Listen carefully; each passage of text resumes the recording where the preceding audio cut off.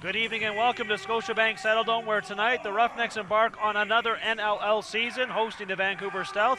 My name is Grant Farhall with Ryan Ballantyne. Happy to be back with you for another year of the very best lacrosse in the world. And tonight, two teams looking to erase painful memories from a season ago. The Roughnecks booted from the playoffs by the Saskatchewan Rush, who of course would eventually win the championship. They want to return to championship contender status. Well, the Stealth, they've missed the postseason dance completely for three straight years. And Ryan, these are two teams that really, for the last couple of seasons, have fallen below expectations. And for the Roughnecks, poor starts to the year have really been at the core of why they've had a hard time putting together a winning record and really having to squeak into the playoffs with a streak at the end. Yeah, the last couple of seasons, the Calgary Roughnecks going 4, 5, 6 games without a win to start the year, which really kills you when you're talking about the need to get off to a fast start. The need will be magnified, in my opinion, this year because the first 5 games of this season are all against divisional opponents. 2 against Vancouver, 2 against Colorado, 1 against Saskatchewan. And so now when you look at that, you've got season series that will be decided potentially by the end of that first 5 games in the schedule. So as a result, you really need to get off to a fast start. You need to put the boots to teams early, because that will only bode well when the season gets deeper. And if you can pull 2 wins on back-to-back weekends against Vancouver, or try and turn the trick against Colorado a couple weeks later, then you're looking at a season series victory and a potential tiebreaker down the road. Now, the Vancouver Stealth last season just 5-13 on the regular season. The Roughnecks were 8-10, but of those 5 wins that Vancouver managed to put in the win column, 2 of those came against the Roughnecks. These two teams split the season series 2-2, teams winning their home dates in all cases. And really, when you look at this Stealth team, Ryan, not a lot of changes. In fact, that's the storyline for both these teams. Despite having losing records last season, neither team really made substantial changes. The cores are largely back intact. And when it comes to Vancouver, I think this is a team that the league looks at and fans look at, and they're a bit of a head-scratcher. There's a lot of talent on this team, and they just haven't been able to put it all together. Yeah, guys like Reese Dutch, Logan Schuss, and of course the injured Garrett Billings.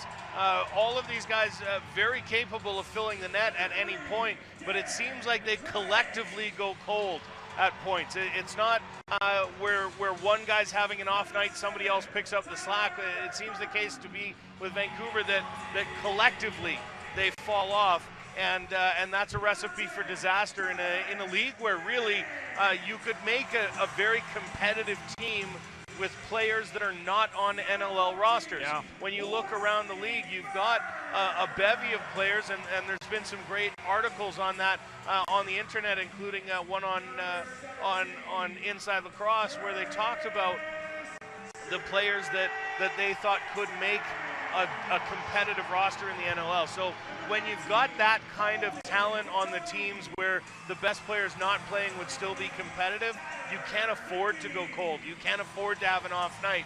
And unfortunately for Vancouver, they had far too many of those last season. Yeah, absolutely. Now, the interesting thing for the Roughnecks tonight is, first game of the season, and you've got some lineup issues, in part because of injury.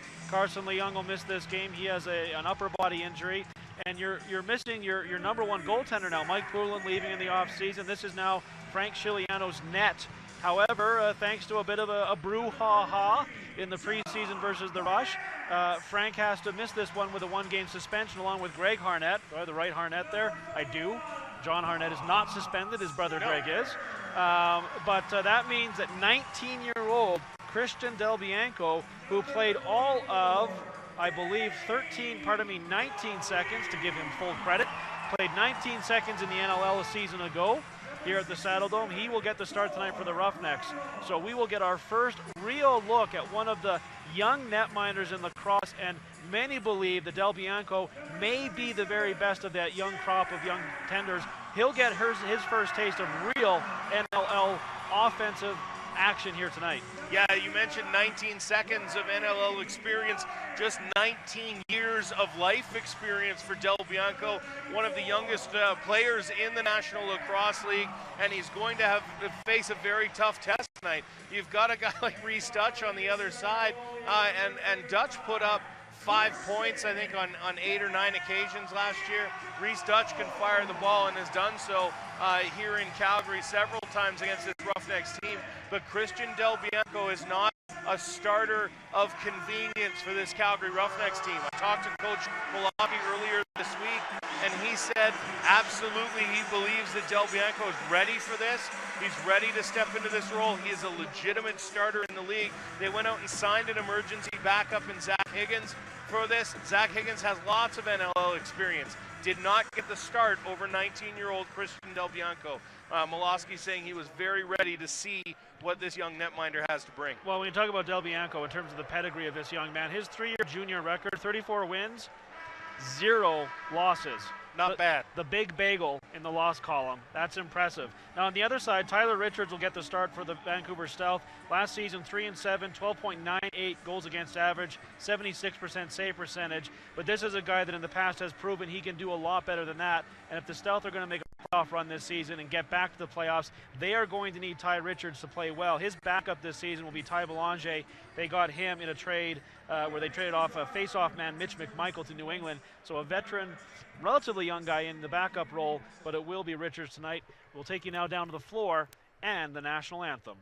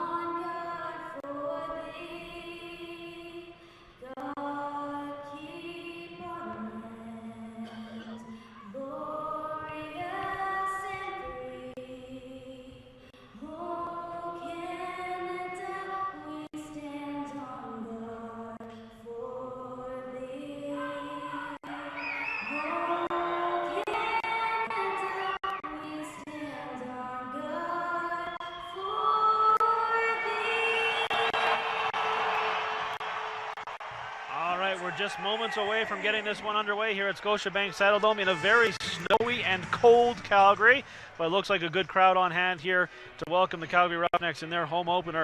Ryan, the Roughnecks not the best historically when it comes to their home opener record. No, 6-9 all time in their home opener, including an 0-4 record against the very Vancouver Stealth. So it'll be interesting to see what they're able to do tonight as they step out onto the floor, looking to better that home opener record. It's never missed the playoffs in Calgary, and a 6-9 record in home openers. Very unusual for a team that's often quite good at home. Yeah, absolutely. I think sometimes they're maybe a bit guilty of coming out almost too amped up in that home opener, really wanting to put on a show for the fans instead of just getting down to the basics of the game. But we'll see what tonight brings. Should be a good one here between the Vancouver Stealth and the Calgary Roughnecks. And again, two teams that didn't make a lot of changes. We have some rookies in the lineup on both sides. Probably mostly of note for the Roughnecks, Holden Katoni, 5th overall selection, right here from hometown Alberta, DeWinton, just outside of Calgary city limits. And big things expected from him. Big things expected from second-year man Wes Berg. Sort of the buzz of the offseason here in Calgary. He had a real good rookie season, but people expecting him to take a real step this season as he enters his sophomore campaign. Yeah, I spoke to Curtis Dixon last night, and I said nobody's ever gotten 60 goals in back-to-back seasons in the NLL. Do you think it could happen for you, as he scored 61 last year? He said, if not, it will because Wes Berg scored a lot more than he did last year. As we're now going to get this one started, it's the veteran versus the rookie on the face-off dot tonight. Bob Snyder in the lineup for the Roughnecks because of that injury to Carson Leung. He'll go against Brendan Fowler, a rookie member of the Stealth, who will be really in tough against one of the best face-off men all time in Bob Snyder. Bob Snyder was signed by the Roughnecks last season, midway through the season, but had his season cut short by a knee injury. But he gets back in there tonight, looking to make an impact for the Roughnecks. The Stealth, though, looking to get on the board here first, as they will have the first offensive possession, moving right to left on your screen. There's a shot. Scores! squeaking through Del Bianco. That's Reese Dutch getting his season started early, and 30 seconds in, it's 1-0 Vancouver. Yeah, welcome to it, Christian Del Bianco. Your first shot in the NLL here tonight is against Reese Dutch, and it just squeaks through, as you mentioned, Grant. Just bounces a little bit inside that inside post. Del Bianco got some, but not enough of that one, and it's 1-0 Stealth.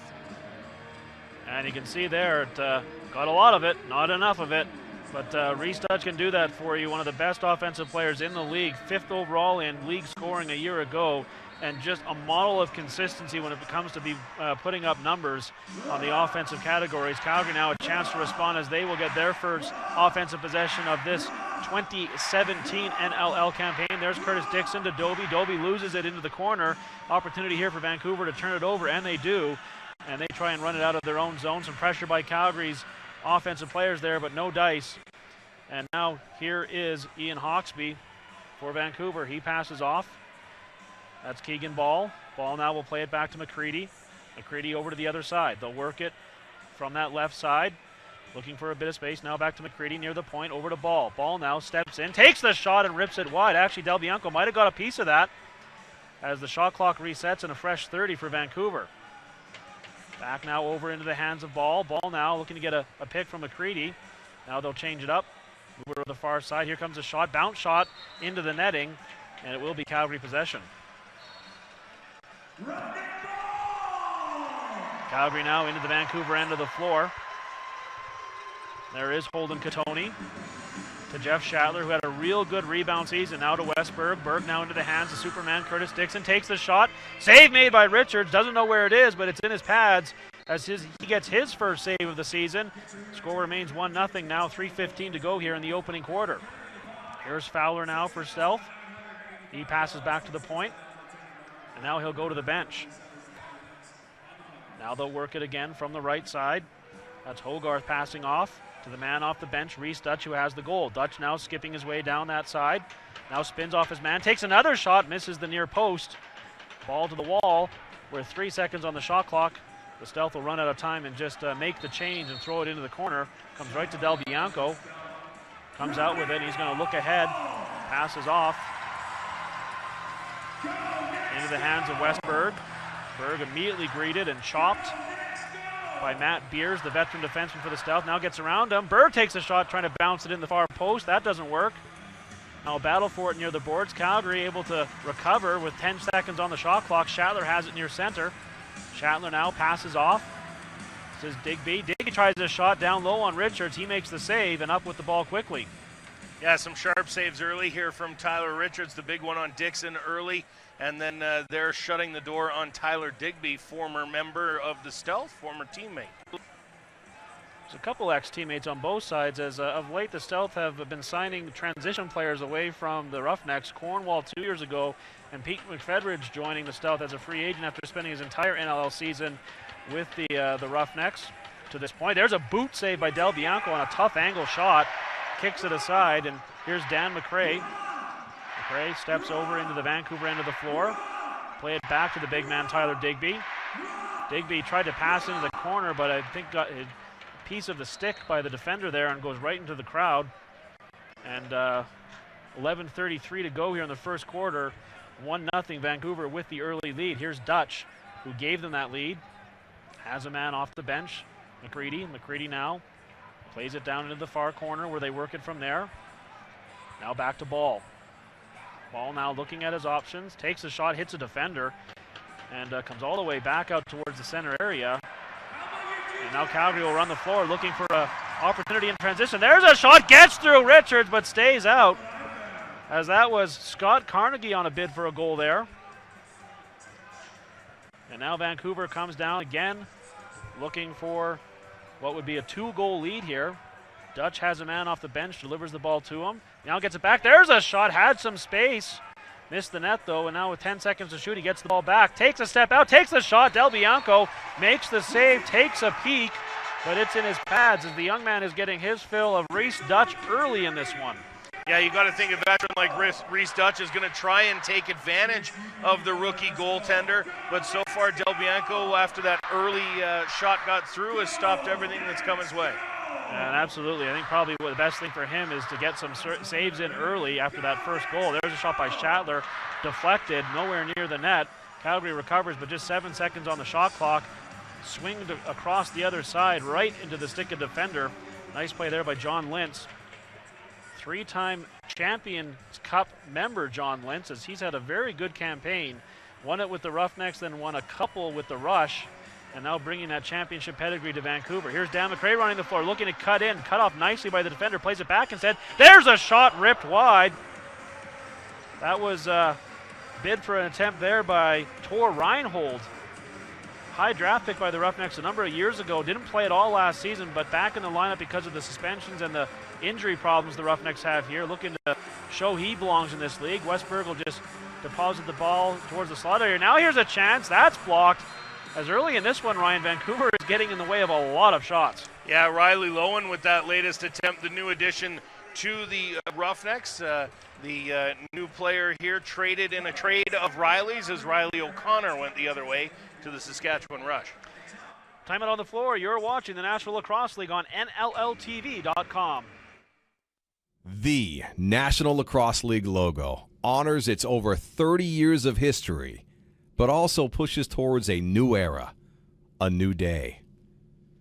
An updated colorway of black and silver illuminates the way forward, with technology and innovation as our mandate. The Shield captures the warrior spirit of the physical battle of sport while being modern enough to appeal to new audiences. The goal. By extruding the shape of the shield, the container is one that is a nod to the ubiquitous shape of a lacrosse goal. The original four. 4 arrows representing the founding of our league with 4 professional box lacrosse teams. Washington, D.C., Baltimore, New Jersey, Philadelphia converge to create the NLL Star, a modern interpretation of a star that combines both the arrows of the original 4 teams and a Native American morning star. The 4 arrows converge to create the heart of the star representing the current teams and the fans who are the beacon of the future of the National Lacrosse League. This is the National Lacrosse League. Today is our day.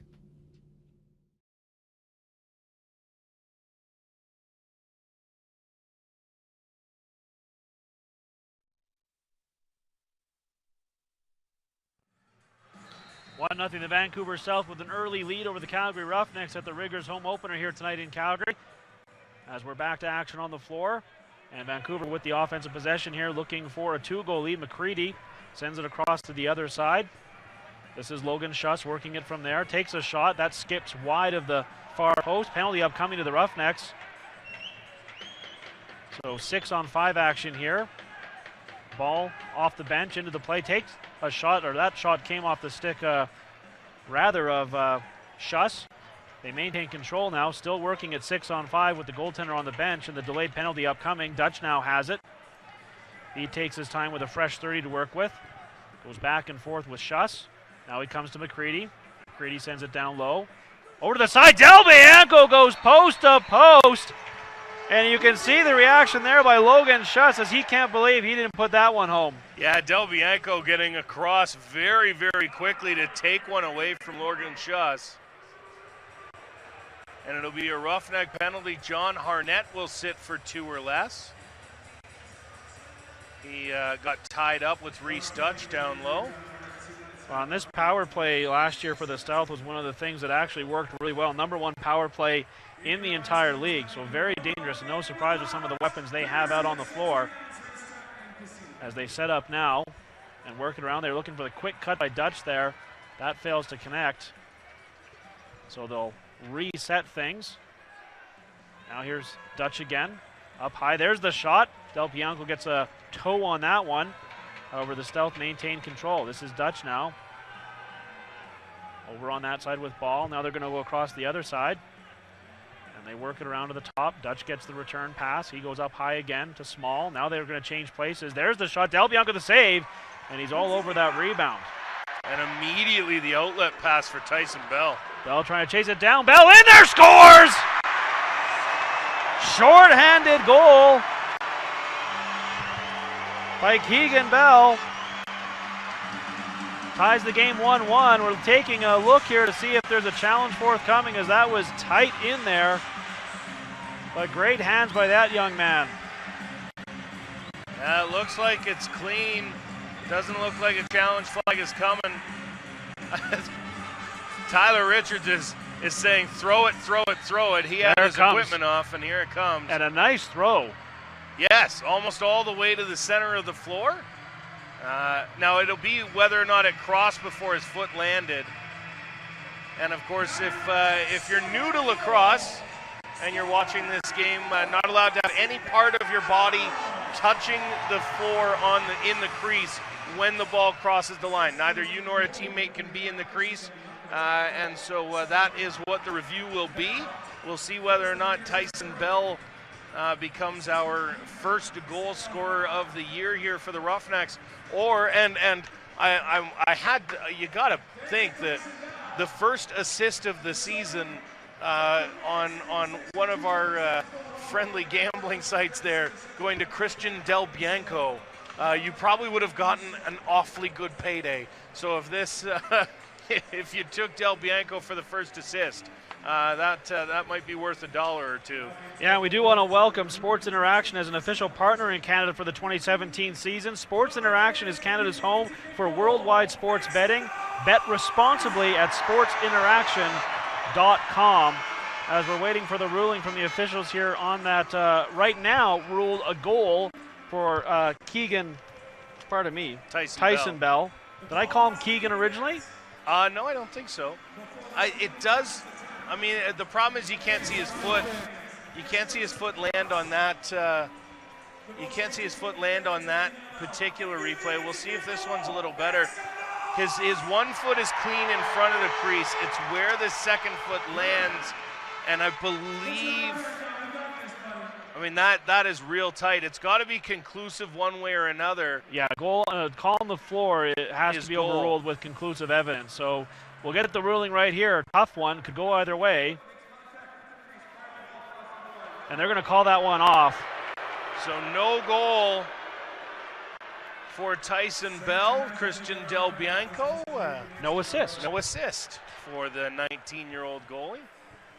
He has shown that he's aggressive early in this one. That's the second time he's really looked to move the ball down the floor quickly, which could be a real advantage if you can get the transition game going with a nice pass from the goaltender. That can really catch teams napping, as it did there. Although no damage done when it's all said and done, and score remains 1-0. And again, the Stealth remain on that power play for another 56 seconds here. Here's Dutch. He tries his luck. That's deflected almost into the netting. Stays alive though, and now into the corner. Battle for it there. McCready in there. He's being worked over by Bell. Comes out with the dome. McCready scores! Yeah, veteran move there, using Tyson Bell as a screen, moving around him and putting it behind Del Bianco to double up that lead. You can see here he comes out of the corner, fakes, and then just uses Tyson Bell as a screen to disguise the shot, get it around Bell and through Del Bianco to increase the lead to 2. 2-0. Shots on goal at this point, 8-3 in favor of the Stealth, as they have come out here guns a-blazing and cash in on the power play. And again, that power play #1 in the entire league a season ago. So doing the damage here early in this one to give the Vancouver Stealth that 2-0 lead. Bob Snyder wins the faceoff and sends it all the way back to Del Bianco. And again, he very aggressive coming out of the net to pass ahead, as the Roughnecks still looking for their first goal of the season. And offensively, Ryan, really haven't been able to set up much. They've struggled to get their offense on the floor, the complete unit, and struggled to really set things up down there. Yeah, they've only really had the 5-man unit on twice, and both those times it was with a different left side, when you've got the pairing of Schattler and Lowen, and then on the other side, and you've got Doby and Katoni as well. Here's Tommy McKee now. He takes a shot off both posts and in. 3-0 Vancouver, as rookie Tommy McKee gets his first NLL goal. A nice veteran move there from McCready. He goes and he makes sure immediately to get that ball so that way he can get it to McKee as his first NLL goal, and congratulations to him. No surprise to see Joel McCready be the guy that goes get the ball. Widely respected as one of the best teammates in the NLL, and a guy that other players love playing with, and one of the real leaders on that Stealth team. A Stealth team that now has the Roughnecks down 3-0 in this one. Tor Reinhold, again, back in the lineup here tonight, gets around one man. Tor Reinhold looking to cut into the net. Now he's turned aside. He's got Shatler there with him, delivers the ball to Shatler. Open man down low, waving for it. No one sees him down there. That was Curtis Dixon, who had a cup of coffee down there on top of the crease, but no one saw him screaming for it. Now Dixon gets it. Dixon now passing down low. There's a shot, scores! Wes Berg cuts across and puts it in. 3-1. The Roughnecks on the board. Wow, what a pass from Curtis Dixon to find Wes Berg right on top of the crease. And then Berg doing a solid impression of Curtis Dixon as he put one foot in front of the crease, dives across, gets around the goalie and scores.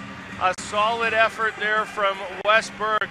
A nice start to his sophomore season as he puts the Roughnecks on the board and cuts the deficit to 3-1. Again, big things expected from that young man this season. Stealth with the win as Fowler chips it forward to himself. And now here's Salt for the Stealth. Salt rolls it back into the waiting hands of Keegan Ball. Ball has help off the bench. Now it's played over to the other side. Here comes a shot by Small. Whistle before the play though, and Calgary gets possession back. Yeah, loose or an off-ball push there. That'll give the Roughnecks an opportunity here to make this a one-goal lacrosse game. As they work it into the zone, Dixon has it once again. He's guarded by Ian Hawksby. Dixon now down to the corner, looking at his options.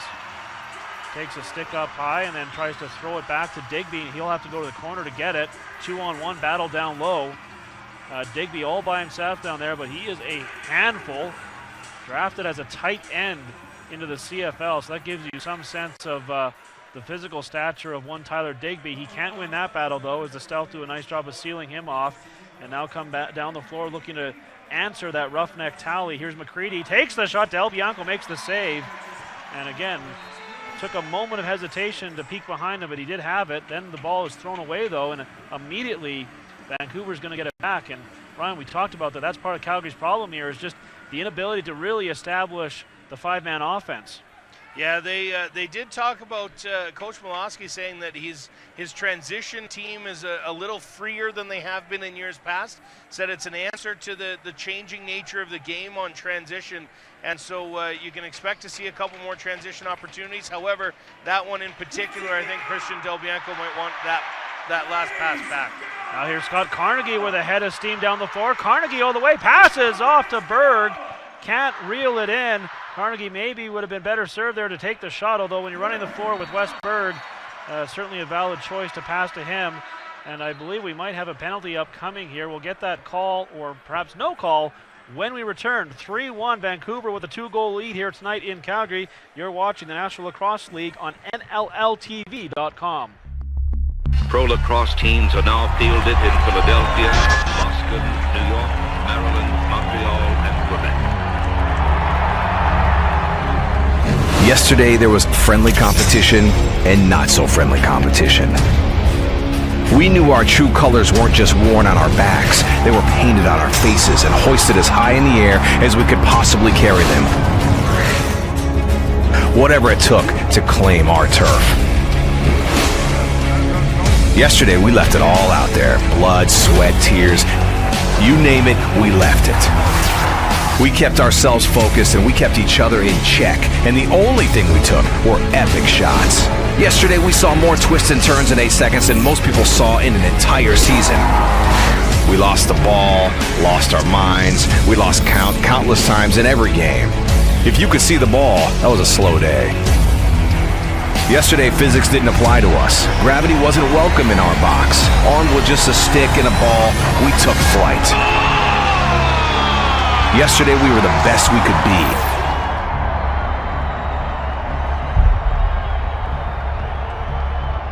Today is our day.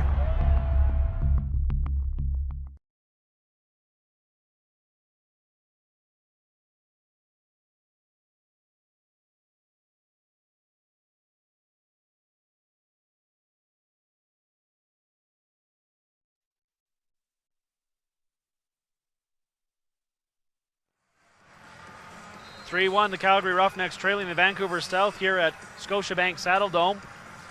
Stealth now with possession, looking to build on that. There was no penalty call, so it is 5-on-5. Now here's an opportunity, cutting across the net was Tommy McKee. Ball stays out, pile of bodies there, and Calgary gets it back. So the Roughnecks take possession back and move it down the floor. Schattler has it. Schattler sends it across to Dixon. Dixon now down low into the corner to Berg. Berg now to Schattler. Schattler looks down low, plays it down there as the Roughnecks work it from the near side. That's Katoni with it.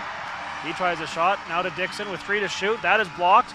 Dixon tries to find the loose ball, and Vancouver recovers. Played ahead immediately into the hands of Justin Salt. He'll wait for the offense to get on the floor. Now he'll start forward as they have numbers. Scores! Off the bench, Keegan Ball beats Del Bianco through the 5-hole, 4-1 Vancouver. Well, good start here for the Stealth, and again, more of that pattern reinforcing. The Roughnecks 0 for lifetime, 0 for franchise against the Stealth in home openers with 4 losses, and now trailing 4-1 after, just most of the first quarter has gone by. And now we see a change at goalie. Zach Higgins going to come in, and Del Bianco getting a chat from head coach Kurt Moloski. I can't imagine that that's a permanent situation. It almost never is when Coach Moloski heads to the bench. He's just going to chat with his young goaltender, get into his mind a little bit, figure it out, and then I can't imagine it will be long before we see Del Bianco back in the cage. So again, Zach Higgins now patrolling the net for the Calgary Roughnecks, who have not had the start. And let's not put this all on the shoulders of Del Bianco. Shots on goal right now in favor of Vancouver, 12-4. So the Stealth are full money for this lead so far. There's a shot in there. Higgins makes the save. Rebound is available briefly. And then that was Scott Carnegie putting his man down as he laid the wood to Thomas Hogarth. Now down to the corner. And now we're going to see the switch already. Ryan, you called it. Higgins out, Del Bianco back in the net. So just a quick chat with his coach, and Del Bianco ready to go back in. Now here's Schattler, little dance. Well defended on the play by Curtis Hodgson, though. Now back to Dixon. Dixon dances his way in, takes the shot wide of the net. Rebound comes to Dixon. 3 to shoot, tries another shot. Another block by the Stealth, who are just getting in the way of a pile of Roughneck shots in this one. Sacrificing the body. There's the former Roughneck, Pete McFetters, with the ball. He has a man off the bench, the goal scorer, Keegan Ball. He passes off now, and they work it from the corner. That's Schuss to Dutch. The two, probably the two biggest weapons with Billings injured right now. And there's a tough angle shot kicked out by Del Bianco. And now Mike Carnegie having some problems, nearly throws it away. And the Roughnecks are going to have to get it over center quickly. Dan McRae handles that business, and now dances into the zone, takes the shot, looking for that corner, just missed it. Finds the ball, though, off the end board, spins off his man. Now passes off to Katoni, over to Schattler. Schattler now looking at his options, plays it up high, has Digby. Digby nearly trips, but delivers the ball down low before he does. Schattler tries a quick stick, and I believe Richards got a piece of that, so a 30-second reset for the Roughnecks as they finally get the offense on the floor in a sustained way here. We'll see if they can take advantage of it. Digby now with it. Passes off. Here's Berg. Dances around one man. Berg to the net. Up high. Scores! Wes Berg with a pretty goal. Second of the night. 4-2. Wow, Wes Berg. Welcome to the highlight reel. Dips, ducks, dives, and dodges his way to his second goal of the night. What a play from the second-year man, as he made everybody look foolish on that one all the way to the back of the net. Wes Berg put on a clinic. Yeah, some kind of goal by that young man. Second of the night, second of the season, as he has accounted for all of the Calgary offense so far this evening. 4-2, the Roughnecks back to within 2, and we'll see if they can build some momentum here in the final 90 seconds of the first quarter. The Stealth, though, get the face-off win, so they will look for the answer. McKee scored his first NLL goal earlier tonight to Ball. Ball has one also. There's a shot, scores, and there is that immediate response by the Stealth, as it is Corey Small beating Del Bianco from a tough angle. 5-2 Vancouver. Yeah, boy, the Vancouver Stealth doing a great job of just picking those corners so far. That one, again, just inside the post as Corey Small takes a nice shot, bounce shot past Del Bianco. And again, just inside the post. We've seen a lot of goals headed that way. Two kind of right at Del Bianco, but the other one's just tucking inside the post so far. The Vancouver Stealth certainly have their sticks calibrated this evening. Wow, these are the best shooters in the world when it comes to lacrosse. If you give them a little bit of space, they'll take it. Now here's Bell to the net, takes the shot. Richards makes the save, has a pile up in front, including his own players. Get a whistle on the play, and I believe it will be Stealth ball. Second time tonight, we've seen a real good rush by Tyson Bell. He cashed in the first one. It did not count, but another good rush there by the second year D-man for the Roughnecks. 5-2 now, down to 53 seconds remaining in the quarter. Dutch dances around one man, faces a double team, doesn't take the ball with him, now goes back to get it, and try to chop it to ball. Vancouver does maintain possession. Played up high as they work it now from the left side. That's Small, who authored that fifth goal, looking to get around his man. Can't. Plays it back to McCready to Dutch. Quick swing across the other side. Now here's the shot. Del Bianco out to challenge and makes the save. Now looking down the floor, has John Harnett ahead of the play, who reels it in. Harnett into the Vancouver end of the floor now. Passes off to one of the newcomers, Riley Lowen. Gets the return feed. Lowen now with it. 12 to shoot, 12 basically on the shot clock. Del Bianco looks to the bench. Now here's Dixon. That pass goes awry. And now Vancouver will take over, and the clock will run down here on the first quarter. A first quarter, I dare say, dominated by the Vancouver Stealth as they lead this one, Ryan, 5-2. Yeah, not the least of which 16-7 on the shot clock. That's an incredible pace through this first quarter. And it looks like we are ready to head, or it looks like we are going to take a brief break here. We will be back in a moment. You're watching NLL Lacrosse on NLLTV.com. Yeah, I mean, I was incredibly impressed with the Mark I, and I had great success with it. Some of my early feedback with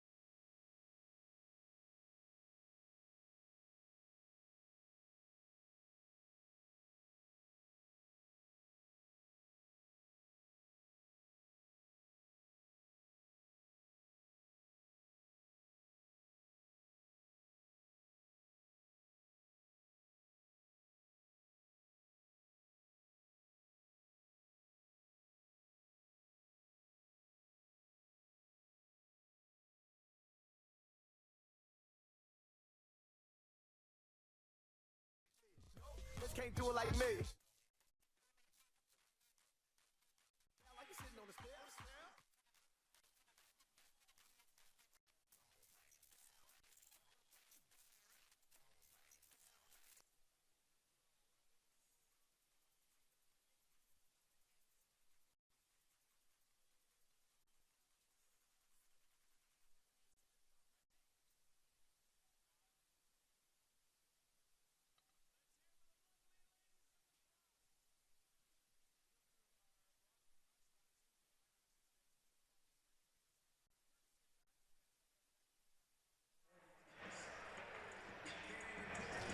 The Vancouver Stealth leading the Calgary Roughnecks as we get set to start the second quarter here tonight at Scotiabank Saddledome. My name is Grant Farhall with Ryan Ballantyne. Glad you're with us here tonight across the NLL universe for another great season of NLL lacrosse here. And so far it's been a great night for the Vancouver Stealth. They lead this one 15-15, 5-2, not that bad. 16-7 shots on goal, so really a dominant start by the Vancouver Stealth as they look to get their season off to a good start. And a good battle here on the face-off between Brendan Fowler, who's standing in there against the veteran Bob Snyder. And again, Fowler wins that. However, it's turned over immediately, and here's an opportunity for the Roughnecks. Breaking in, there's Manning takes the shot. That's wide of the net. And Vancouver will get possession here. Yeah, the ball bouncing out into the crease area. Manning trying to make something happen, cut that lead to 2, but was just a little bit wide on that shot. So Vancouver a chance here to expand their lead to what would be a game-high 4 goals. There's an opportunity. Scores! Corey Small, second of the night. And right on cue, 6-2 Vancouver. And Del Bianco having a bit of a rough one in the net there, Ryan. Yeah, that one, again, just inside the post there. Corey Small making no mistake. Again, trying to use that defender as a little bit of a screen, hide the stick behind him until it's ready to pop out and fire the goal home. But Del Bianco a little deep in his crease on that one, unable to cut down the angle. And as a result, it is a 6-2 Stealth lead. Well, and again, I think that's part of it, Ryan. By no means am I an expert here, but when it comes to the NLL, you need to play those angles. You cannot rely on the reactions, and I think it's a learning process for Del Bianco, and we certainly have seen him capable of making spectacular saves. But he's against a really good offense here and some real big weapons. And right now, it's Vancouver leading this one 6-2. There's a save by Del Bianco, and nearly turned over by the Roughnecks, but they do eventually reel it in. And then thrown away as the Roughnecks having a hard time taking care of the ball here. Dan McRae, though, does a nice job of chasing it down in the corner. He's going to have to battle a couple members of the Stealth down there. Comes out with it, though. Good work there by Dan McRae to give his team a proper offensive possession here. Dixon has it. Dixon plays it up high to the other side. Now here's an opportunity in tight. Big save made off of Dane Dobie there by Richards. Now played ahead. Opportunity for the Stealth in transition. There's the shot, scores! Reese Dutch takes advantage of numbers. 7-2 Vancouver. Yeah, and we're going to see Zach Higgins again here. And a rough go here for Christian Del Bianco. That one is certainly one that he'll look back on as one he should have had. And we'll see Higgins come in for the second time. And this one might be a much longer sit down for Christian Del Bianco. And again, if you're just joining us, the storyline here is Frank Chiliano, the number 1 for the Roughnecks, getting that 1-game suspension for the fight, the brawl at the end of the preseason game against the Saskatchewan Rush. So he is sitting down for this one along with Greg Harnett. 2 members of the Rush suspended as well. But that's why you don't have him in the net tonight. Del Bianco getting the start, but now relieved for the time being by Zach Higgins. And again, the Stealth get possession right away, looking to just pile it on here as McKee has it. McKee down to Dutch. Dutch now plays it up high to Small. Small now plays it to Schuss. Schuss now steps out, takes the shot, and Higgins makes the save. Small was dancing through the crease, so a nice job there by Higgins to control that rebound. And now Calgary looks to respond here. There's a shot, save made by Richards. Hasn't had a lot of action, Ryan, but when called upon, Richards has been solid here tonight. Yeah, making 6 saves so far on the 8 shots, keeping the Roughnecks away from gaining any kind of momentum. There's an opportunity for the Stealth, but just as he was about to shoot, Keegan Ball got piled into. That's going to be a penalty, and the Stealth will go to the power play here. Yeah, Tyson Bell's going to go. Looks like it's going to be holding. And both referees had their arms up. Not sure if there's 2 penalties coming. That Vancouver power play 1-for-1 tonight. And certainly Tyson Bell heads to the box. That looks like it might be it. Here comes a Stealth player as well. So coincidental minors. And we'll find out exactly what the call is here. Keegan Ball is the member of the Stealth. Referee turning on his mic while talking to the captains. We'll make sure that we keep that turned down.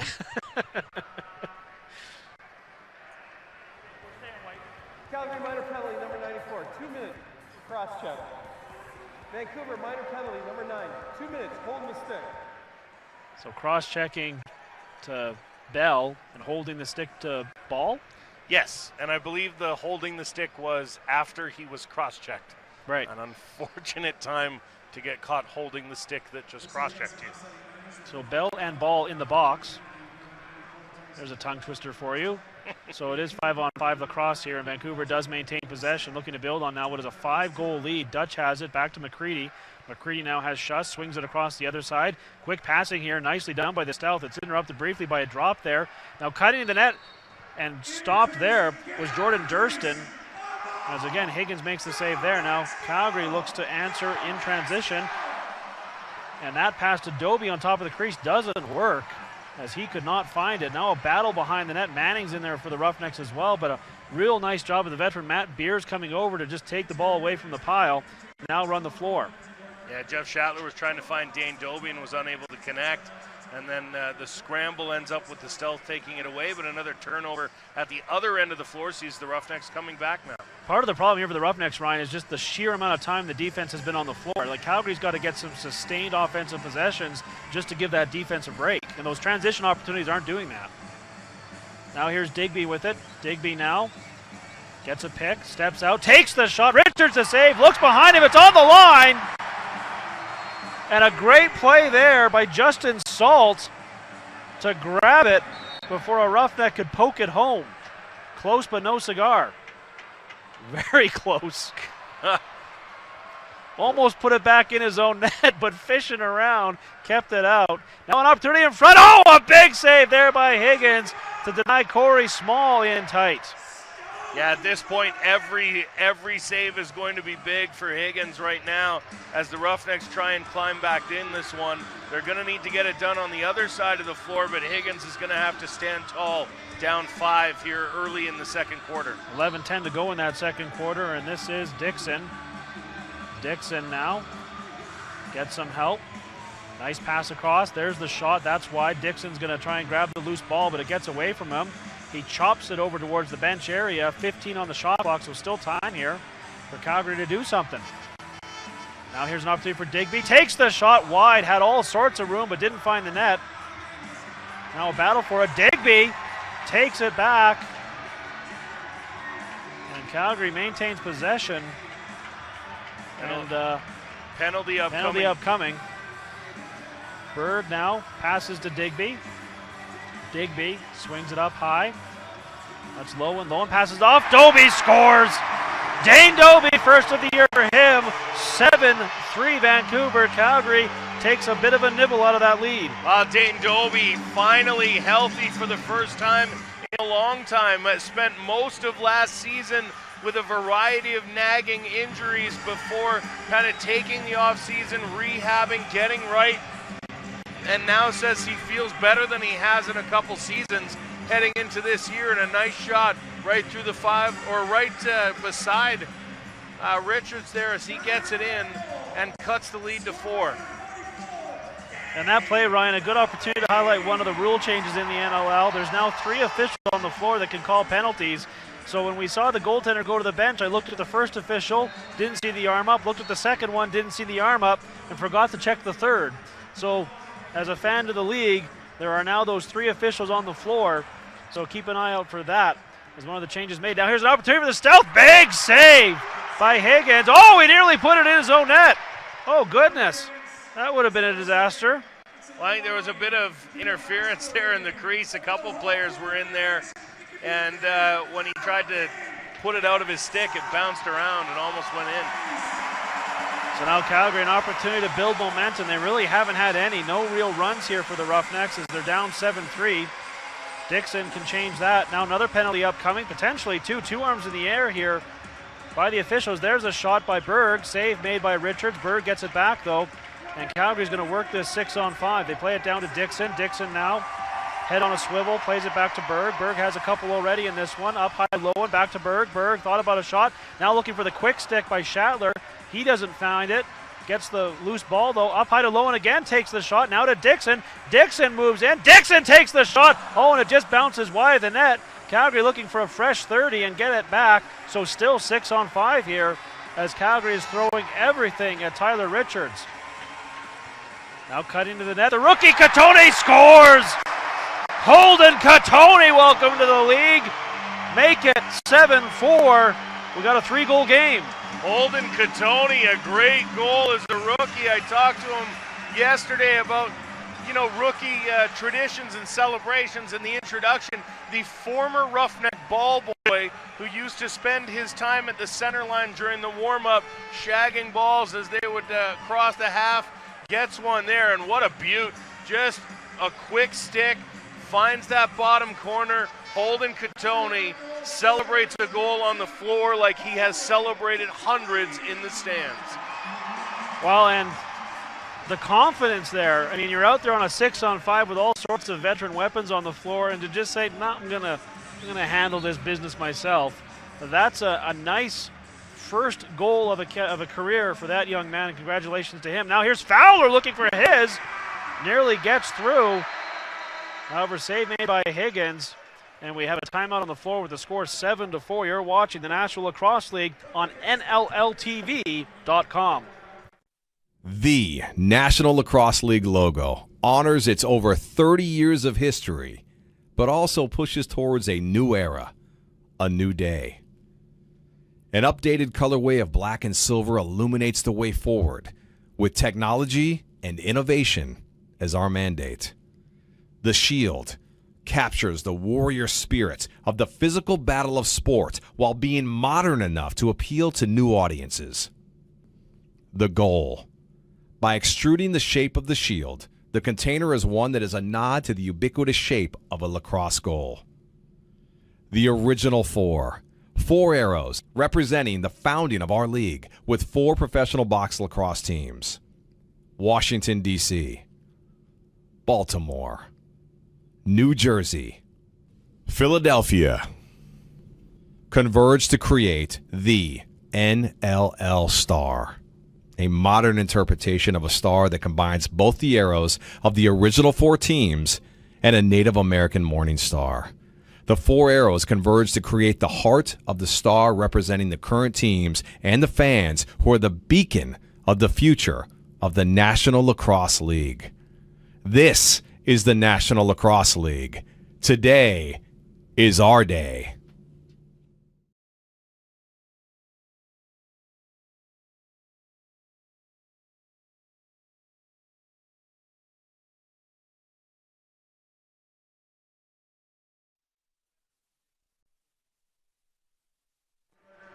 Seven for the Calgary Roughnecks, trailing the Vancouver Stealth, but have some momentum going here in the second quarter. 8:55 to go. Glad you're with us here tonight for the first game here of the Calgary Roughneck and Vancouver Stealth season. If you're watching on NLLTV.com, glad you're with us. A reminder, NLLTV.com is where you'll find all the games live streamed throughout the season. We've got highlights for you, player interviews, all sorts of features. So if you're a fan of the NLL, you need to get in on NLLTV.com. And thank you for joining us here tonight for this game, which hopefully is turning into a good one after a real good start for the Vancouver Stealth. But now it's 7-5. Jeff Shatler cashing in from the slot. And Calgary back to within now just 2 goals. Yeah, nice pass there. Curtis Dixon worked it down low. I believe it was Dane Doby out from behind the net. As Dixon went down low, Doby goes right out to Shatler, who puts it home for his first of the year. And again, a nice feed down low from Dane Doby playing on his offside there on the right side, and finds Jeff Shatler and draws the Roughnecks back within 2. 3-goal run here for the Roughnecks, and all this starting when Zach Higgins came in net, has made some good saves in that net since relieving Christian Del Bianco. And that's allowed Calgary to get back in this one as we now have a lacrosse game on our hands here. There's Travis Cornwall, former member of the Roughneck and one of the real good guys in the league. He plays it off to Tommy McKee. McKee now runs around looking for options. Vancouver gets the full offensive complement of players on the floor, including Joel McCready. McCready goes back and forth with Corey Small. Now they'll go to the other side and work it from there with now just 7 to shoot. And penalty upcoming to the Roughnecks. There is a shot, scores! Keegan Ball beating Higgins from well out, and that stops the bleeding here, and it's 8-5 back to a 3-goal Stealth lead. Yeah, nice shot here from Keegan Ball. Just steps into it from the top spot and puts it past Higgins, who reached out for it but was a half second too late, and finds himself now with an 8-5 lead in favor of the Vancouver Stealth. Second of the night for Keegan Ball, as they've done a nice job of spreading around the offense here. 2 goals apiece for Dutch, Small, and Ball. And that's how you get to 8-5 here for the Vancouver Stealth. Face-off battle, there's been some good ones. Chipped all the way back to Higgins. Higgins now to Manning. Manning now steps over center. He's got Dixon calling for it, so he gives it to him. Dixon now working one-on-one. Dixon backing the defender into the net and scores! Curtis Dixon with a gorgeous goal. 8-6, back to a 2-goal lead. Well, I'm pretty sure that Ryan Wagner's going to call the cops. Curtis Dixon just assaulted him on the way to the net, just bowled his way through and stepped him out of his shoes and put it behind Richards. What a goal for Superman, his first of the year, and the Roughnecks back within 2 as they're on a 4-1 run here. And what a goal from Curtis Dixon. That is an ankle breaker, is what happened right there. And can't really blame Ryan Wagner, because Curtis Dixon, you get him isolated one-on-one, that is trouble. And you could see his eyes got wide when he got into that isolation. And as a result, 8-6 is now the score. Calgary also gets the face-off possession, so now here's Digby. Digby bowling his way to the net, passes to Berg. Berg's pass goes awry and into the crowd for a souvenir, and that'll give Vancouver a chance to provide a response here. John Lintz with it. Lintz now sends it down low to the right side. Vancouver works it from there. Now here's a pass over to the right side. Small has it. Small 2 goals in this one. Has help over there from Schuss, but instead gives it to McCready. McCready runs around a couple defenders. McCready now into the corner, passes back to Dutch. Dutch doesn't have the ball, thought he did. So when he shot it, there was nothing happening there. And Calgary turns it over. This is Manning now gathering it in. Manning has a man off the bench. This is Doby. Doby wants, fires, and a nice job by the defender there, as Curtis Hodgson just interrupted that enough for that shot to go awry. Now the ball's thrown all the way down the floor, and all sorts of chaos, and I believe a penalty upcoming to the Roughnecks. Actually, I think that penalty's going on Vancouver. Curtis Manning was trying to break back to the bench and was tackled. No one really knows at this point. The referee's pointing from across the floor. Oh, and it's going to be, well, look at that. It's going to be Curtis Manning. Unsportsmanlike conduct. I wouldn't think Curtis Manning would say anything nasty. I'm sure there's everyone that will play against him in the NLL will tell you otherwise.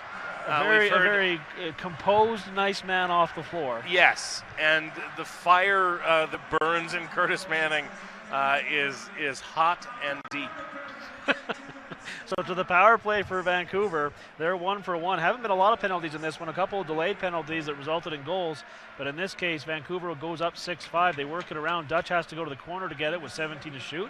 He works it from there, now plays it up high to Small. Small has Schuss, takes the shot. Nice save there. And that is still Higgins in net for Calgary. Mike Carnegie can't control it, and Vancouver has an opportunity here to keep the offense on the floor if they can gather in that loose ball. Lintz comes over and does just that. And they will get a fresh 30 here with 1:25 remaining in that penalty. 5:53 remaining in the first half, and we have an 8-6 game here. Shots on goal a lot more narrow than it was before, 24-19, after Vancouver really dominated that, as well as the score for some time. Things getting a lot closer rather. Now here's Schuss' shot. That is kicked out with composure by Higgins. Now played ahead, and here's an opportunity shorthanded for the Roughnecks. However, pulling up and just deciding to kill some clock is Bell. Probably a good decision, as the Stealth got back on defense very nicely there. Bell swings it across to Schattler. Schattler now plays it back. Now gets the return feed as he's out there with Lowen. Schattler also has Dixon on this near side. Dixon very dangerous shorthanded with 5 to shoot. Dixon now looking for some options. Nearly took out Dane Doby behind the net with a blistering shot. But Calgary does a nice job of winding the penalty down to just 32 seconds, and Vancouver will have that to work with when they take possession in the corner. Schuss will take it from the official there. As the play is whistled in, Schuss plays it up high to Small. Small goes back and forth with Schuss. Schuss now again back to Small up high. Small now back to Schuss. Schuss inching his way towards the net. Now they move things around, looking for an open man. Now that pass across the ball doesn't connect. He takes it off the wall. Now there's an opportunity for Schuss. Scores! Well, patience there on the power play for the Stealth pays off. They eventually get it home, and 9-6 the score. The Stealth 2 for 2 on the power play. Yeah, this one seemed to really fool Higgins. I think he thought about dropping down for it and then noticed last second it was not sinking as fast as he thought. Tried to get back up, was unable to do so. 9-6 the score in favor of the Stealth. A 3-goal lead here as they carried into the second quarter. Both teams scoring 4 times so far in this second quarter.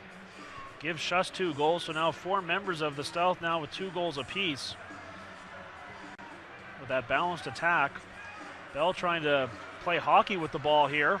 Can't find it into his basket, eventually does, then takes a high stick right up in the mush, and that'll be a penalty. And we'll get Calgary's power play when we return. 9-6, Vancouver with the 3-goal lead. You're watching the National Lacrosse League on NLLTV.com.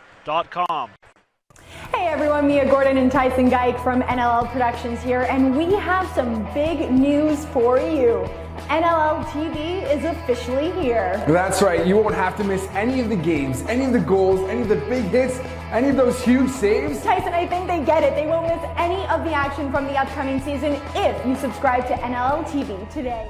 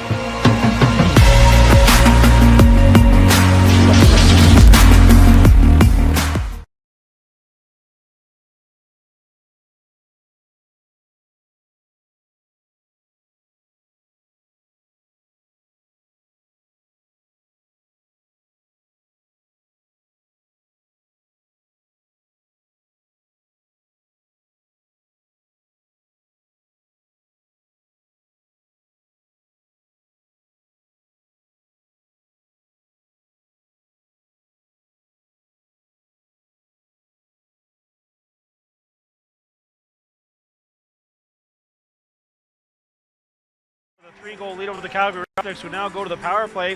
Do want to welcome Sports Interaction as an official partner in Canada for the 2017 season. Sports Interaction is Canada's home for worldwide sports betting. Bet responsibly at sportsinteraction.com. A reminder, only residents of Canada may open an account with Sports Interaction. The service is not available to users outside of Canada. Calgary to the power play here. They work up high to Dixon. Dixon now to Doby. Doby down low. There's a shot. What a save! Richards robs Shatler point blank. Unbelievable stop by Richards on Shatler. Shatler very confused as he heads back to the bench expecting his second of the day. Vancouver now working shorthanded with minute 28 remaining in the penalty. By the way, that penalty holding on Ryan Wagner. Now here's an opportunity for a Schuss from well out there, and Higgins. Pardon me, that might be Del Bianco back in net. No, that's still Higgins. That's still Higgins, thank you. Yeah. Sometimes the frequent goaltending changes confuse the announcer. But it is indeed still Higgins. It was easy when it was Poulin and Chiliano because they are markedly different sizes. Yeah, exactly. Now here's Berg up high. Berg takes the shot off the defender. An opportunity here for the Stealth shorthanded. Nice job by Berg just to chop it back to the zone. Vancouver will get possession. And now a shorthanded break opportunity. Shot in there. And a big save made by Higgins off Hogarth. Penalty upcoming to the Roughnecks. And Wes Berg is not happy with the fact that he's going to the box.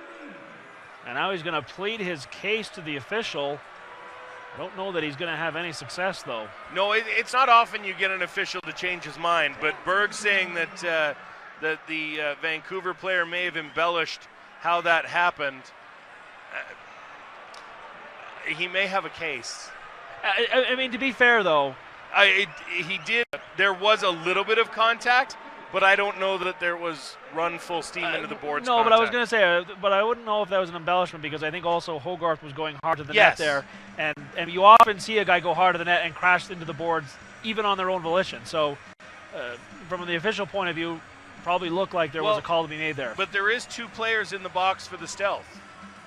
Cornwall's in there now, you're right. So coincidental, it doesn't look like that changes the power play situation. No, you're right. So it is still 5-on-4 for the Roughnecks with 40 seconds remaining, although Vancouver will have a fresh 30 here. Yeah, so they'll be able to wind down most of this if they maintain possession. Nearly picked off there by Dan McRae. As they work it to Schuss. Schuss now over to the other side. Then gets the return pass. As they put 3 men now on the near side. Now 10 to shoot as they look to just kill the clock. Schuss doing a nice job of doing that. Now Calgary will take over, but only 13 seconds remaining on the power play. They'll now look down the floor here to do something on offense, either with the power play or 5-on-5, as now we are back to even strength. Doby has it now. Doby has Lowen with him. Doby now has it back to Lowen. Now to Digby. He can't find the ball. And Vancouver takes over. Here's Wagner out of the box and a breakaway. Wagner in one-on-one. Takes the shot. And off the bean of Higgins, I think, to make the save. Now a chance the other way. Doby didn't look the ball into his stick, though. And then nearly chopped into the goal. And all sorts of hacking and whacking there. Down behind the net as Richard was not happy with Dixon. Curtis Dixon's getting a penalty for this, too. He's pleading his case. He's suggesting that Richards was outside the crease. You're not allowed to hack at a goalie's stick when he's inside the crease, but if he does have 1 foot out, then you're allowed to kind of take your shot at him. So 2 minutes for goaltender interference for Superman, and that's a good call. Oh, nice chopping of wood by Richards there in response, though. As that whack right there, as Dixon just got his hands out of the way in time, as that big stick was coming down in a hurry. Nonetheless, Vancouver back to the power play. 2 for 2 on the night is that power play. Dutch has it, now up high to Small. Small now back to Dutch. Dutch has some space, winds, and possession change here, though, on the illegal pick, I believe. We'll give Calgary the ball back here shorthanded. Manning has it in transition. He'll wait for some help off the bench. Calgary, very dangerous last season, shorthanded. But a lot of the guys that did the damage, 2 of them anyways, Dixon and Berg, are in the box still. So a bit of a different look here on the penalty kill, including Digby. Lowen out there as well. He passes across to Schattler. He tries a shot off a body and into the net. Schattler's claiming it was off a stealth player. He'll lose that fight. And instead, Vancouver will get possession back with 1:15 remaining in that power play. 1:05 to go in the half, and what is a 9-6 lead here for Vancouver, who has done a nice job here in the latter stages of this first half of reclaiming some of the momentum here after Calgary went on a bit of a run there. Now here's Small. They work it up high. There's a shot by Schuss, a blistering shot that goes wide, out all the way near center. Calgary trying to gather it in there. And nice job there by Bell. Bell now starts forward. Bell thought about cutting the net and then realizes he needs to just kill some time here as there's still 40 seconds remaining. Only 35 seconds on the game clock, though, so Calgary will probably try and hold here as much as possible for to wind down as much of the time as possible before looking for something offensively. Digby has it now. He takes a peek at the Jumbotron and that clock. Now he backs his way in, passes across the other side. This is Doby. Doby now tries to spin off it, man. Big pick there, and that'll get called as Hawksby was put down by Schattler on a hard pick. Yeah, it's the second time Hawksby's going to walk a little gingerly towards the bench as he took a shot from Curtis Dixon earlier off the shins, and Dane Doby having words with the official after having words with Hawksby. This one's got a bit of a little bit of jam. A little bit of jam in this first half first half of the first game of the season, and already quite a bit of chirping, little physical stuff. These two teams do play back-to-back, so you do want to send the message right away that of course you can't take liberties, and that won't be okay. And that was a big pick. I would say that you could describe that as a liberty. Yes, that was taken. And as a result, it's the old expression, though, right? Give me liberty or give me death. It's very clear that was related to lacrosse and picks. Nonetheless, with 13.5 seconds to go here, Vancouver will get the final possession of the second quarter, and will likely hold for a final shot here. They have the 9-6 lead, would love to make it 10-6. I believe at one point they got it to a 5-goal lead, but a 4-goal lead would be close to that. And full value for a really good half here. Small has it up high. Small sends it across the other side. Now here's Schuss. Schuss now driving to the net, takes the shot. Save made there.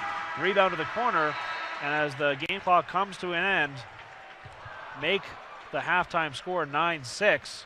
And a real good half of lacrosse for the Stealth, Ryan. Yeah, anytime you can put 9 goals in just 30 minutes of play, you know you've done very well. Of course, they had a very large shot advantage after the first half, after the first quarter. The Roughnecks narrowed the gap there. Both teams scoring 4 times in that second quarter to leave us with that 9-6 score. Stay tuned now for the halftime show right here on NLLTV.com. A new year, a new season. Tyson, do you have any New Year's resolutions? Yeah, stop hitting the snooze button because you can't sleep on life, Mia. I think mine is to get better at my lacrosse game. I think I could probably help out with that here at the track. Well, we caught up with some of your favorite players to find out what their New Year's resolutions are for 2017. Let's take a look. 5, 4, 3, 2, 1. Happy New Year! My name is Brett Manny. I play for the New England Black.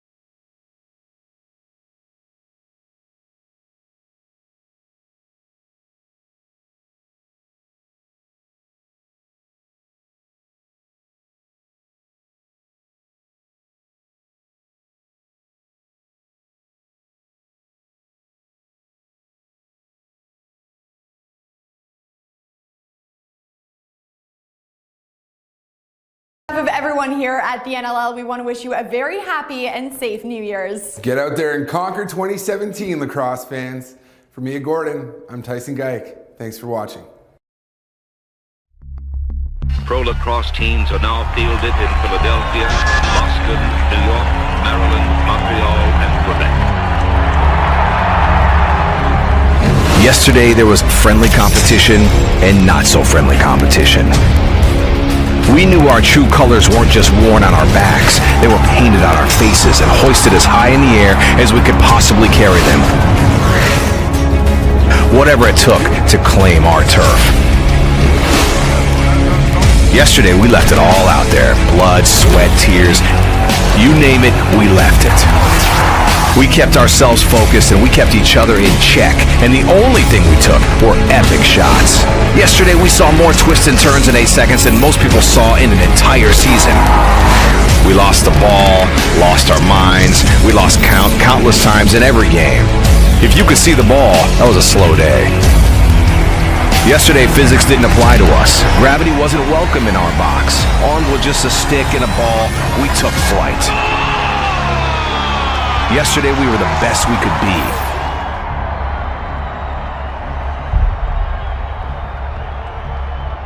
Today is our day.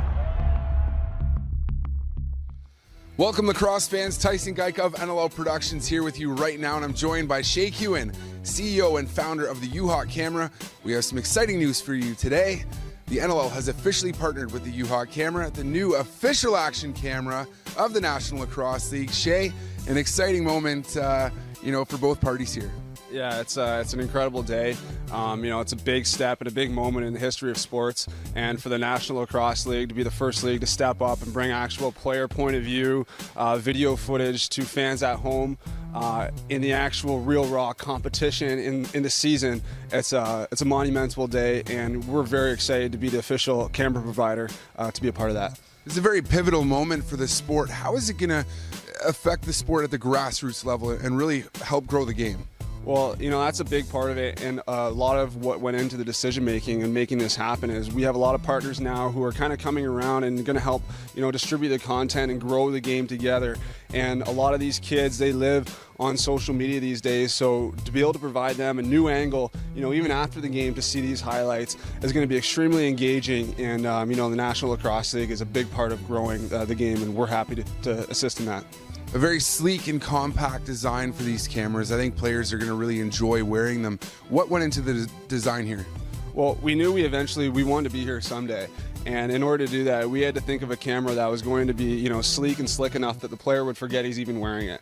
So we wanted to design something, that would do just that and kind of embody the essence of an athlete. And, the great benefit is that these players now actually get to see the game again from their own eyes, and to be able to do that game over game throughout the course of a season is really going to help them perform, and they're excited about it as well. Well, lacrosse is such a tough sport, and hitting is involved here. So how much of a beating can these cameras take? Well, I think we're going to put them to the test today. So, they're very strong, they're very durable, and they sit in just the right spot. So we're going to find out. Shay, we got the chance to catch up with some of the players to see what they thought of the new U-Hawk camera. Hey,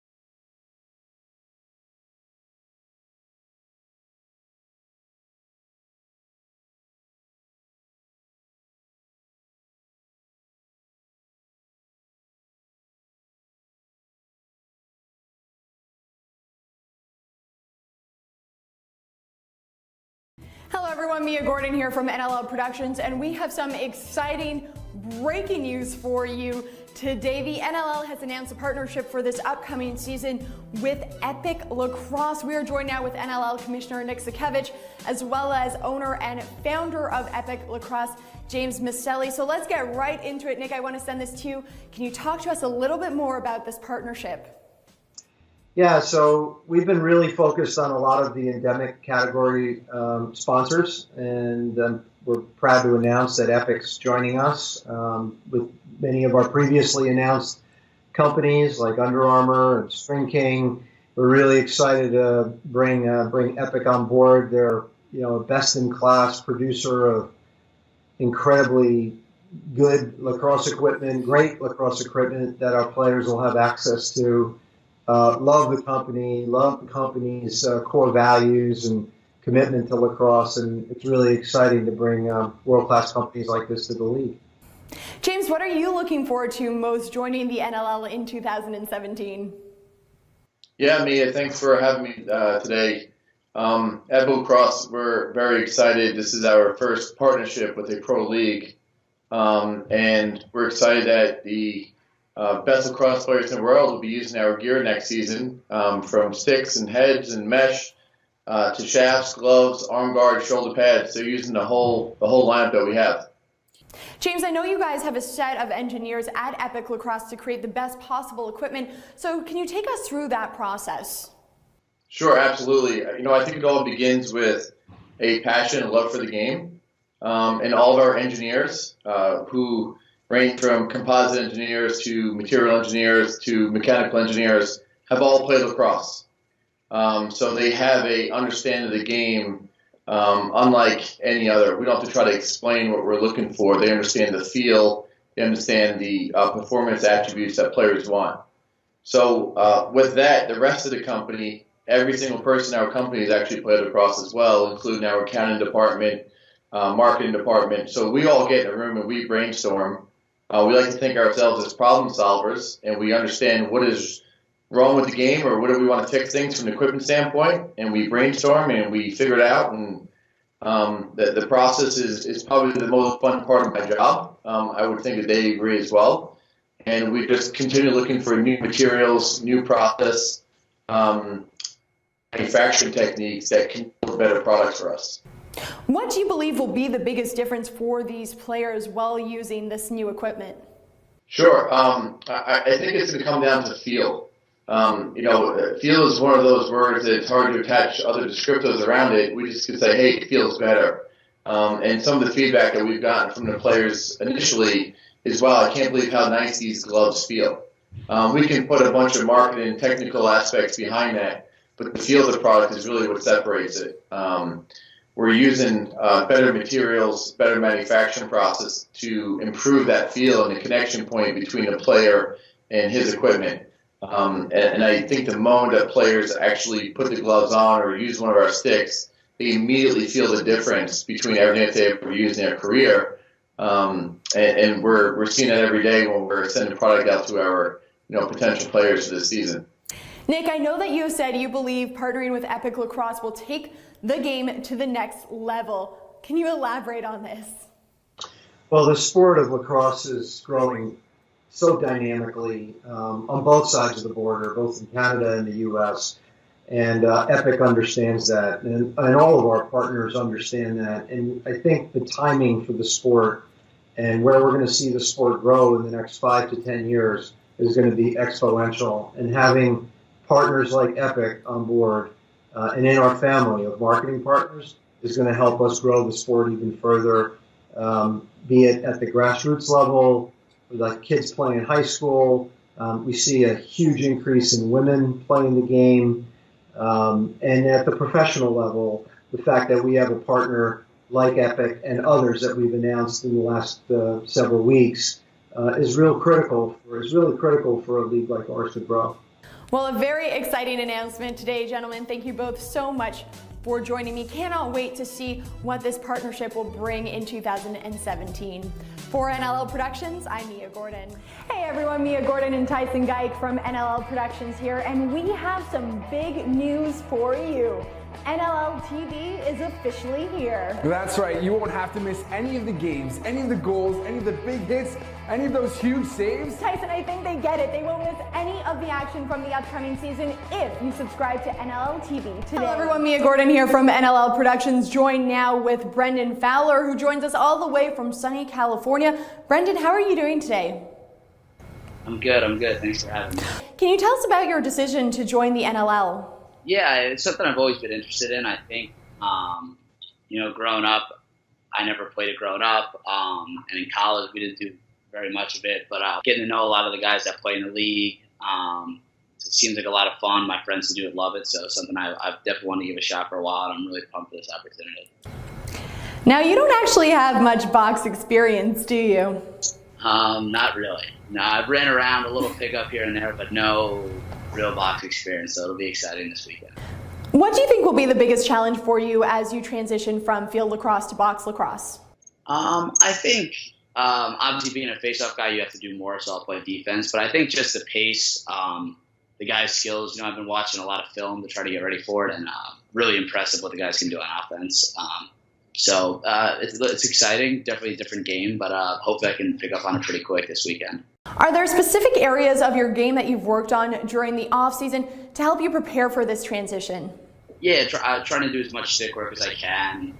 Changing up my running a little bit. Obviously, it's a lot shorter court, so more change of direction, shorter running, and things in that regard. And just watching some film, getting ready for the type of defense you play in box is obviously a little different than outdoor. So just trying to learn as much as I can and pick it up before I get there. Speaking of being a face-off specialist, you finished 4th in Division I NCAA history with face-offs. You helped lead Duke to 2 NCAA championships. How do you feel your experience at the collegiate level has helped you prepare for the next chapter in your lacrosse career? We had a great coaching staff at Duke. I developed a ton as a player there. I showed up. I was a football recruit. I walked on playing lacrosse, so it was definitely a little raw.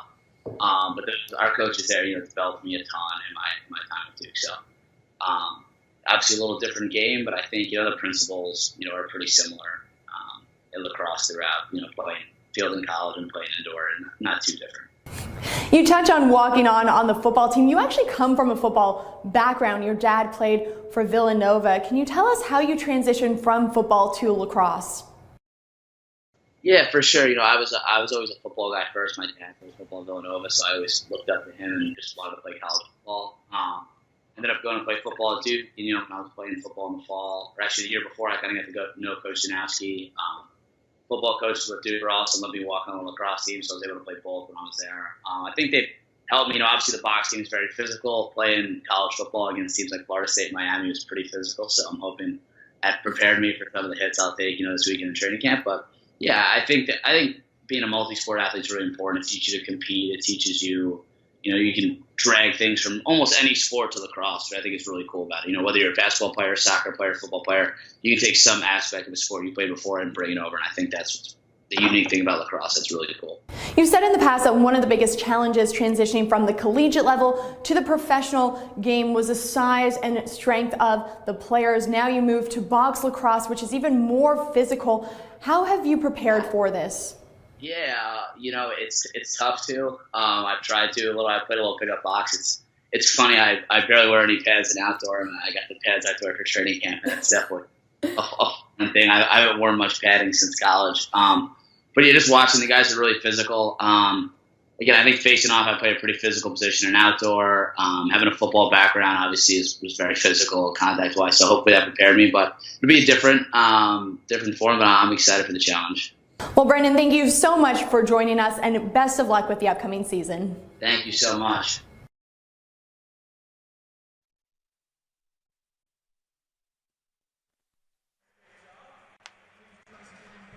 (9-6) Vancouver with a halftime lead over the Calgary Roughnecks as we get set to start the second half. My name's Grant Farrell with Brian Ballantyne. So glad you're with us here tonight at Scotiabank Saddledome. 5 seconds remaining in a very abbreviated Vancouver power play that now will expire. And we're back to 5-on-5 here, and Calgary will have the opening possession of the second half, looking to erase this 3-goal cushion currently owned by the Vancouver Stealth. Dixon plays it to Digby. Digby now plays it down low. Now they get into the hands of Katoni. Katoni now towards the net, back to Doby. Doby now tries to get around the defender, can't. Instead tries to pass it to Digby in the high slot. That doesn't work. Instead it's Vancouver taking over as Matt Beers stepped in front of that pass. Beers now running the floor, pulls up, takes the shot, save made. As Higgins keeps that out. Higgins is looks to be perhaps the man in net for the rest of the way for the Roughnecks, as Christian Del Bianco had a bit of a rough one in there with his first NLL start. Yeah, he's on the bench without pads at the moment, or at least pads on his top half. So I don't think he's coming back in anytime soon. Schaller tries a shot through the screen. Nice kick save there by Richards. And now Digby recovers it in the corner to give the Roughnecks a fresh 30. Now to Lowen. Lowen takes the shot, looking for that corner, doesn't find it. Berg behind the net. Goes back the same way he went in. Now cuts to the slot, takes the shot, I think hit the defender. Never got to Richards, and now the Stealth looking to run the floor. Cornwall juggling it. That gives Digby time to recover and hack away at him. Now he's on a double team situation. Digby digs away for it. Everyone over in there to take a peek, and it's Vancouver that walks out with it. Now another battle for it as no one wants it. Bit of a hot potato in there in everyone's feet. And finally that's John Harnett who comes over to get it for Calgary and run the floor now for the Roughnecks. Arnett now finds the rookie Katoni. Now to Dixon. Dixon now steps into the zone. Dixon gets a bit of space there, passes off. Not a clean pass to Berg, who couldn't find it. And now it's Hawksby for the Stealth, who comes over to take it. He loses it briefly as a bit of a sloppy play here to start the second half here. And eventually, Vancouver gets it, but not in time. They don't get over center, and that turns the ball back over to Calgary, and no one wants it for Calgary. No one wants the ball, Ryan. Yeah, Mike Carnegie just dropped it, assuming the play was needing to be restarted, but by picking it up, he had already done that. It was a 7-second violation on the Stealth. Once you gain possession in your own zone, you only have 7 seconds to step over that center line. Now here's an opportunity for the Roughnecks, but just as he was about to shoot, that was Tor Reinhold. Ball got chopped out of his stick. Reinhold hasn't seen a lot of floor time here tonight, but probably happy to be back in an NLL game after a couple-year absence. There's a shot in there. Higgins makes another save and then dances around with the ball in his pads. That one shook out of the glove. Now here's Bob Snyder. He steps into the zone. Passes off to Digby. Digby up high now to Jeff Shatler. Shatler now curls away from the defender. Now plays it across to Curtis Dixon. Still looking for our first goal here of the second half. That ball doesn't get anywhere near the net. Looking for our first goal and really our first opportunity, as both teams have not been able to find much going here offensively in this second half. And that'll be a 30-second violation against the Roughnecks. Yeah, just unable to get it towards Richards. And as you mentioned, the ball seemingly bouncing a little bit on both teams here in the early going in the second half. Some turnovers. Guys not quite looking at in all the way into the stick. Maybe pushing a little bit. This is Durston now. He passes up high to McCready. McCready now to Ball. Ball gets elbowed aside and then throws it into the body of the guy that elbowed him. And Calgary off to the races here in transition. Oh, a big hit there as Tyler Burton got blindsided. I don't think he saw the man coming at all. No, and right in the back for Burton. He goes down hard, and the Stealth used that to turn the ball over. This is Dutch now. Dutch sends it across to the other side. Schuss has it. Schuss into the feet of McKee, who does a nice job of taking that one. McKee tries to cut to the net, turned aside. Plays it up high to Dutch. Nice pass across, scores! Reese Dutch looked like he was going to shoot there, but the fake, and then the play across, and I believe that's Corey Small with the hat-trick goal. 10-6 Vancouver, now leading by 4. Yeah, getting that 4-goal lead back with the early goal, just like they did in the first half. Reese Dutch scores, but this time passes across, and Higgins just unable to get side to side in time and was not able to secure that ball. And now again, the Roughnecks find themselves down 4 here in the home opener against a team that you have never beaten in a home opener. Currently 0 for 4, 0 for franchise against the Vancouver Stealth in home opener games here in the Saddledome. Shots on goal at this point, 34-20. It got close for a while, but second half of that second quarter, now into the third quarter, Vancouver has reestablished control of this game and as a result lead it by 4, 10-6. Calgary gets possession here off the face-off, looking for the answer. Shatler now up high to Dixon. Dixon now to Digby. Dixon sets up top in the corner. They work it now from the other side, including into the stick of Lowen. Lowen up high to Digby, swings it across to Dixon with 5 to shoot. He does shoot, save made by Richards. And a nice job there by Hawksby to come out with the ball. Plays it ahead to Matt Beers. Beers, a member of the 2010 Champions Cup Stealth team, goes back a long time with this franchise and one of the real veterans on this team. Now Ball plays it up high. Ball now has his man at Schuss. That pass nearly goes awry. McCready recovers it, but he only has 5 to shoot. McCready now looking for Dutch. Dutch winds, fires, shoots. Save made. Rebound is available. Battle for it in the slot area. Chopped up high. Vancouver gets another shot wide of the post. And McRae gathers it in. He's going to take a shot, but manages to see it coming and hang on to the ball. Nice job there by Dan McRae, and then he throws it away down to the corner. Bell recovers it there for Calgary, who are now going to get things sorted out offensively. looking to take a bite out of now a 4-goal deficit and get their first goal of the second half. They started slow in the first half. Don't want to do the same thing here. Dane Dovey spins, fires on the backhand. A couple people in the stands thought that was in because it tickled the twine, but it was from the back wall. So instead, Vancouver pushes it down the floor to Pete McFedridge. McFedridge now with some space. Pete McFedridge bounces it back. That's to McKee. McKee recovers it there. And now Vancouver with Dutch. Gets the return pass. Now he'll go over to the other side. Into the hands of Small, who tries a tricky shot. Don't know that Higgins completely saw that one, and that looked like it might be over and back. No call, though. Now Dutch towards the net. Passes to McKee. He shoots. Blocked, and Scott Carnegie has it for the Roughnecks. He'll run the floor. Has help with him, but Vancouver back on defense, so he'll just pull up. Now here's Schattler. Schattler now tries to find Berg. Hits a body instead. And again, a loose ball up for grabs. Calgary recovers it now with 13 to shoot. Here's an opportunity. Behind the back pass, in tight, shot, and a save by Richards off Digby. Oh my goodness, one of his best stops of the night. Yeah, Tyler Richards really dialed in right now, making that stop on Digby in low. Dixon finding the big man all alone out front, but Richards keeping the door shut. There's McCready's shot. That hits a body in front, deflects right into the waiting hands of the Roughneck defender. He plays it to Dan McCray, who has all sorts of floor ahead of him. McCray passes off. There's Digby again, and again his ex-teammate Richards stones him.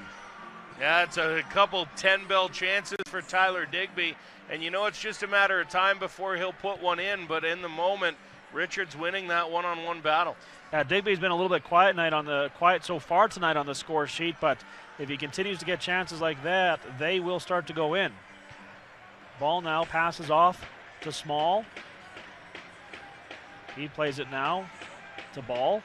Ball spins off his man now into a whole heap of trouble there as he found himself on a 1-on-4, and off to the races is Carnegie. Carnegie pushing the action to Manning, tries a bounce shot. That doesn't get on net, bounce over the crossbar, and the Stealth come back again. That's Salt.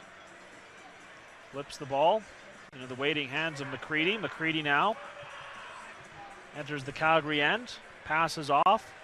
This is Schuss. Schuss, guarded by Burton, has to go to the corner, passes way up high, well beyond ball, and that'll be over and back against the Stealth.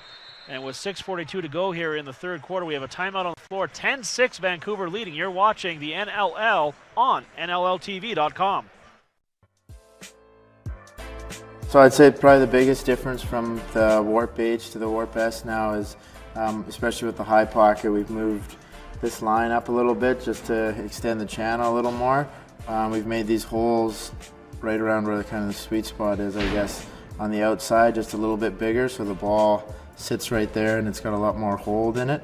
Obviously, it's a softer material. I've used soft mesh pretty much my whole life, so it's good to be able to have this softer material, and I feel like you get a little better feel for the ball in your stick. How'd that feel? Hey everyone, Mia Gordon and Tyson Geik from NLL Productions here, and we have some big news for you. NLL TV is officially here. That's right, you won't have to miss any of the games, any of the goals, any of the big hits, any of those huge saves. Tyson, I think they get it. They won't miss any of the action from the upcoming season if you subscribe to NLL TV today.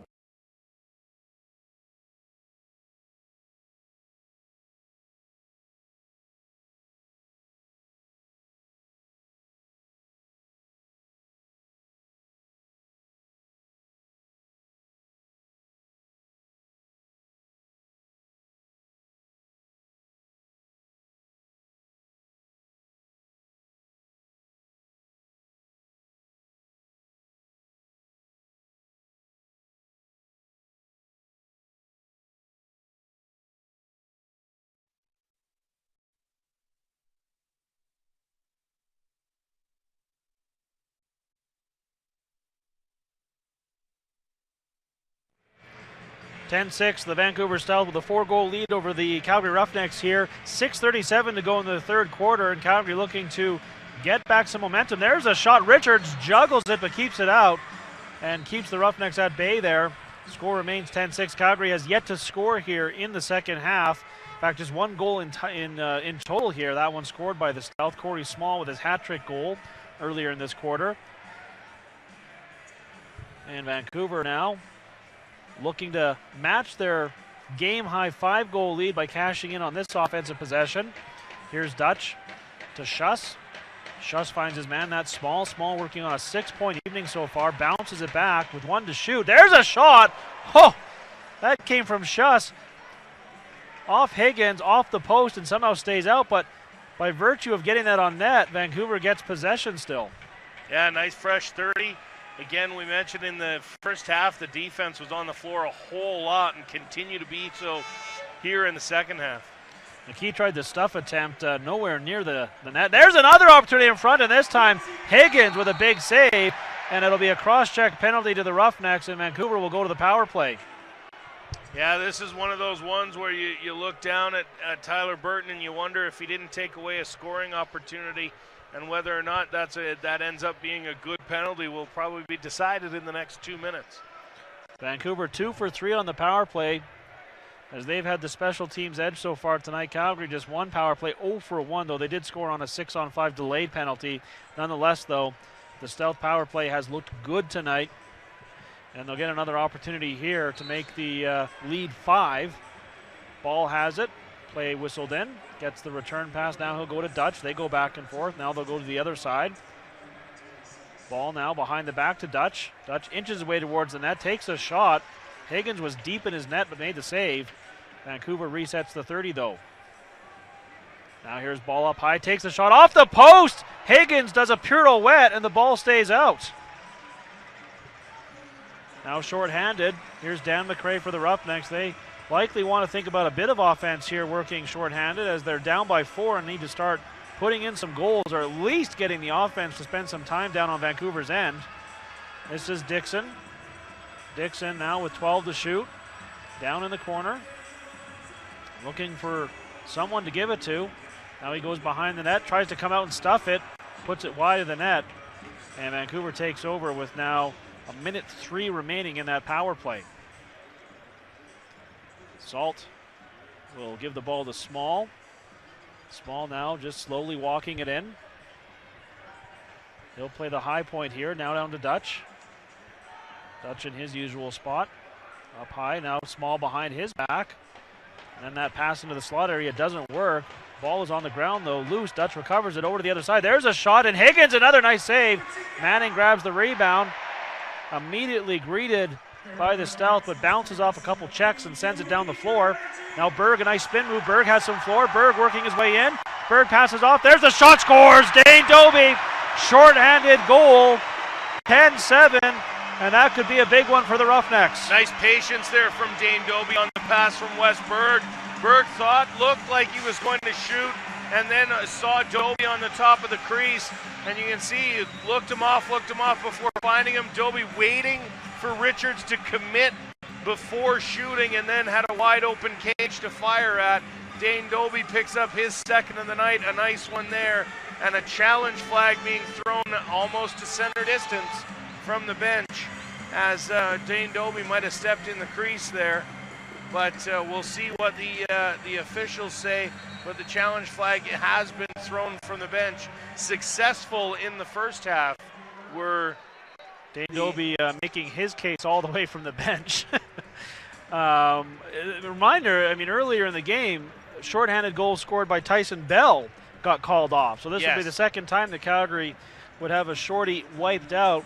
If the, well, we're not going to get the challenge, actually. No, I think they're saying it was too late. Now, something new for the NLL this year, you only have 25 seconds to challenge. So what they do when a goal is scored is they reset the 30-second clock and have it run, and it runs down until 5 seconds. And if you haven't thrown the challenge flag by then, you're not allowed to, and that may be what happened there. And that's exactly what happened there. And as a result, and maybe a bit of a break there for the Calgary Roughnecks. Haven't seen a replay yet to see if it would have been called off, but nonetheless, it will stand regardless. And Calgary gets their first goal here of the second half and back to within 3. This game is still tight. Calgary down on the shot clock, 43-25. I dare say Vancouver has definitely been the better team for the balance of this game, but Calgary is right there, and now back to 5-on-5. Burton comes in hard, chops the ball loose, and turns it over. Tyler Burton running the floor, has numbers with him. Burton pulls up, passes off. Here's the late man. Doby takes the shot. Richards the save. Rebound available to McRae. That is a big save there by Richards, as Calgary was looking to really build on some momentum here. They maintain possession, though. Doby now waiting for everyone to get on the floor. Bounces it to the waiting hands of Curtis Dixon. Curtis Dixon now back to his man. Inches his way in. Passes off to Doby. Doby, couple spins. 8 to shoot. Passes to no one on that side. Miscommunication. And now Catoni's just going to throw it down into the corner. And with 2:46 to go in the score, 10-7. We have a timeout on the floor. You're watching the NLL on NLLTV.com. Let's get off to a great start here. Here we go. 1, 2, 3. Rush! It's game time! Rock and roll!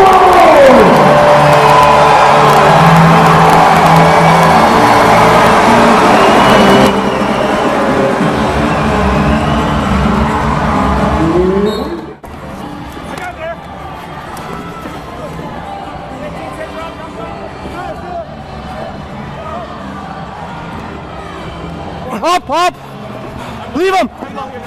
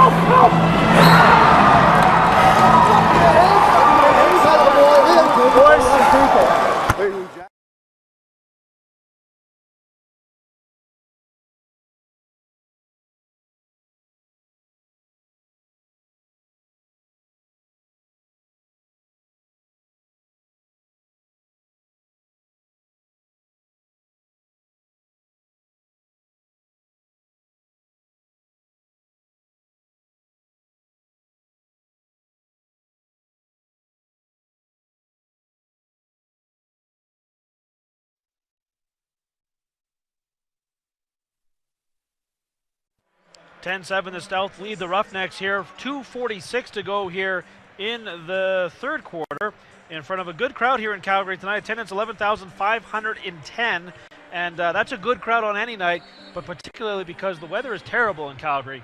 So these 11,510 people had to brave extremely cold temperatures to come see some very good lacrosse here tonight between the Stealth and the Roughnecks in what is Calgary's home opener.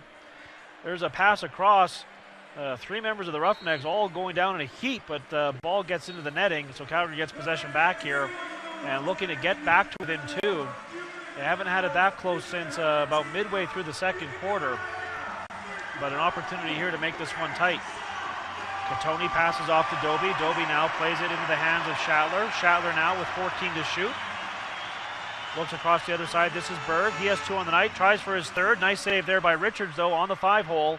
Up with the rebound, and will send it down the floor. This is Pete McFedridge now. McFedridge now over to the other side. Here's Dutch now behind the back pass. In tight, scores! Nice finish there by Thomas Hogarth off a beautiful pass from Dutch, and it's 11-7 Vancouver. And we'll see Kurt Molosky's already got his challenge flag in his hand. We'll see here if he decides to throw it. At this stage of the game, given the score, I would be tempted to do it, but he's going to keep it in the pocket. Yeah, Molosky not, well, there he Oh, goes. no. I would say he threw that with disgust. He might have thrown that more for his team than in a desire to actually throw it, and we'll see whether or not it was too late. Are you implying that it was maybe a bit of a timeout ploy? I don't know if it was a timeout ploy, but more that I don't think he thinks he might win this challenge, but at the same time, you got to give your defense some credit too. They're asking you to call, they're asking you to throw it, and so sometimes that's going to come into play on the bench as well. But you're right, the flag went into the pocket and then very quickly came back out and was thrown. Yeah, it was, well, we'll get the replay here. I don't know if you're going to tell it from that angle. You can't tell from that angle, certainly. And the overhead angle even is tough.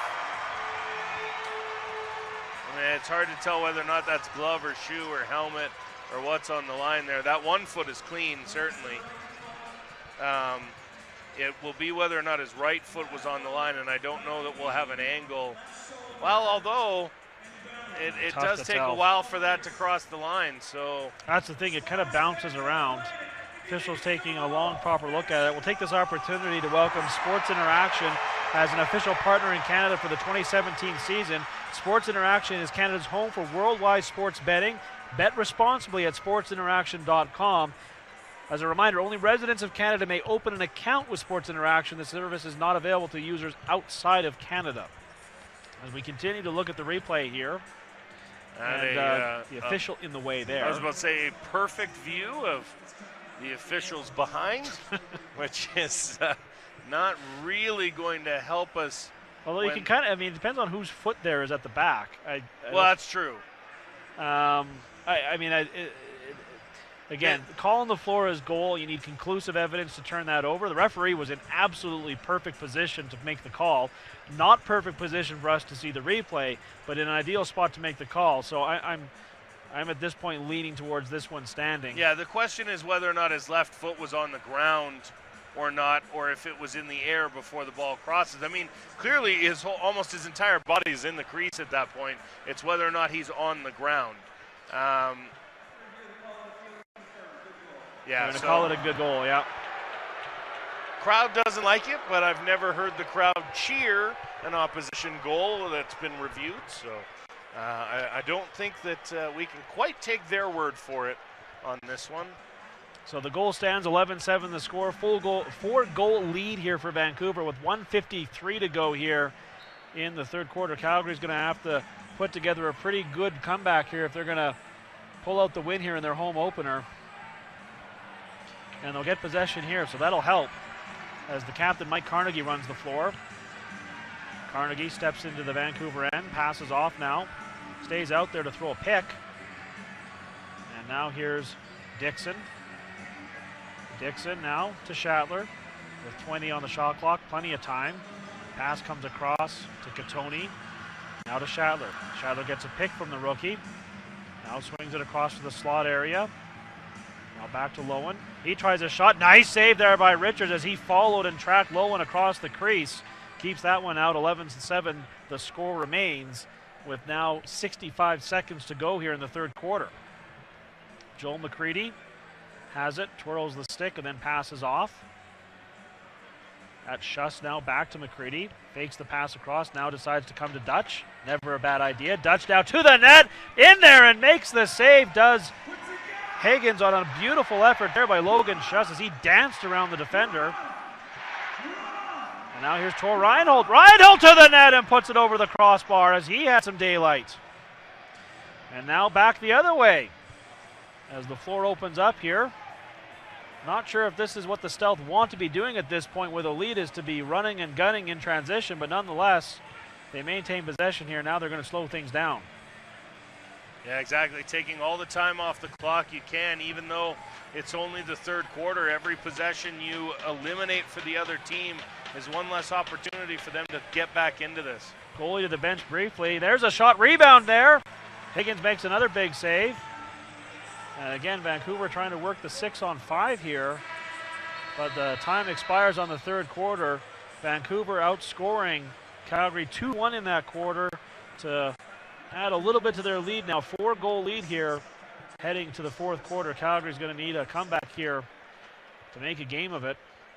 Calgary has not had a lead in this game the entire time, Ryan. No, not right from go, and as you see the stat page there, that shot gap opening wider in this third quarter as Vancouver adds to their lead. And really when you look at how it's gone on, we'll go to Andrew McBride. He's down on the floor with Dane Doby. 15 minutes. You know, possess the ball and get some quality looks.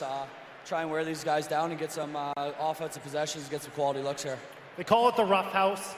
The crowd gets loud. They get excited. What does that mean to the squad? This place is unbelievable, and it always has been the last 10 years when I played here. It's the loudest place in the league, and we need you in the fourth quarter here. Let's get going. You heard him, fans. Fire it up for the boys. Home opener. Let's get going.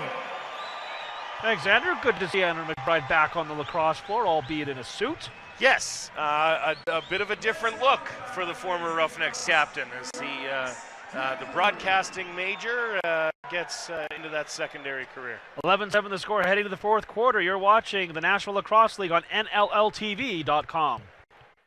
Hey everyone, Mia Gordon and Tyson Geik from NLL Productions here, and we have some big news for you.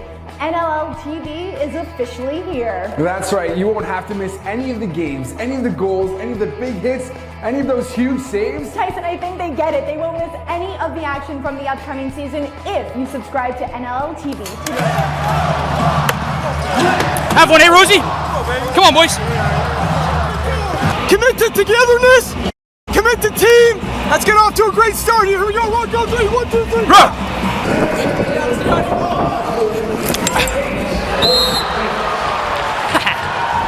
Nice seal, Hosser.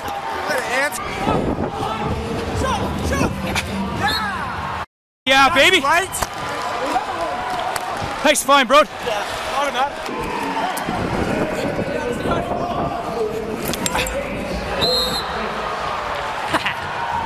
Nice seal, Hosser.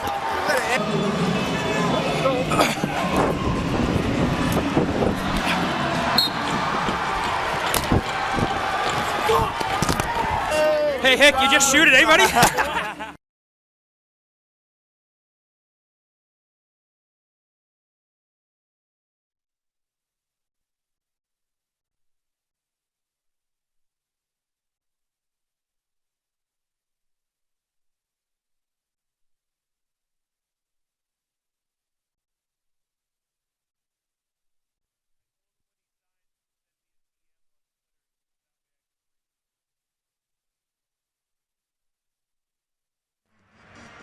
(11-7) Vancouver with the lead here, entering the fourth and final quarter here tonight at Scotiabank Saddledome.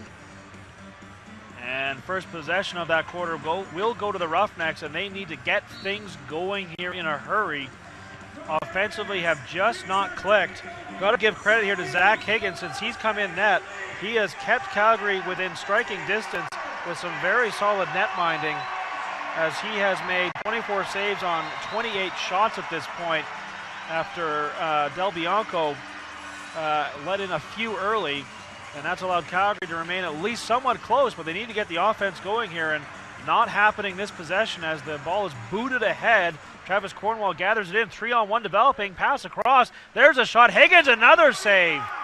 That's a big stop from Higgins, and a heads-up play along the boards to kick it ahead and wind up in that 3-on-1. Here's Dixon, now takes a shot, hit the defender, and Richard still makes the save as both goalies come up big here early in the fourth quarter. Here's Bell now. Bell to Digby. Digby now isolated one-on-one, backs his way in, passes up high. This is low on a shot. That hits a defender, doesn't get to the net, and Hawkesby recovers it for Vancouver. Tyler Digby, a quiet night for Calgary so far in this one, as he has yet to get things going. 3 helpers, but they need his goal-scoring touch. Yeah, Tyler Digby's a big part of that right side, and big being the operative word. If he can get going, the Roughnecks might have a chance here in this fourth quarter. Small now passes off. They work it down to the corner, backing his way in that. There's the shot by McCready. Rebound is available. McCready had a foot in the crease, though. So Calgary takes over now.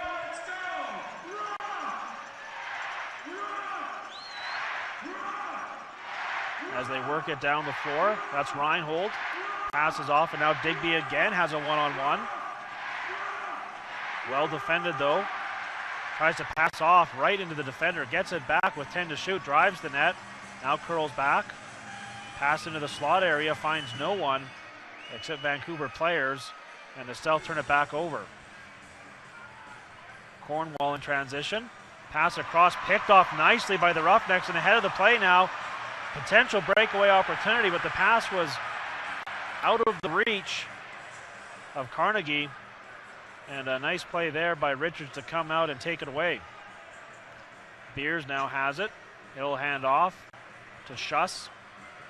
Schuss bouncing down that left side.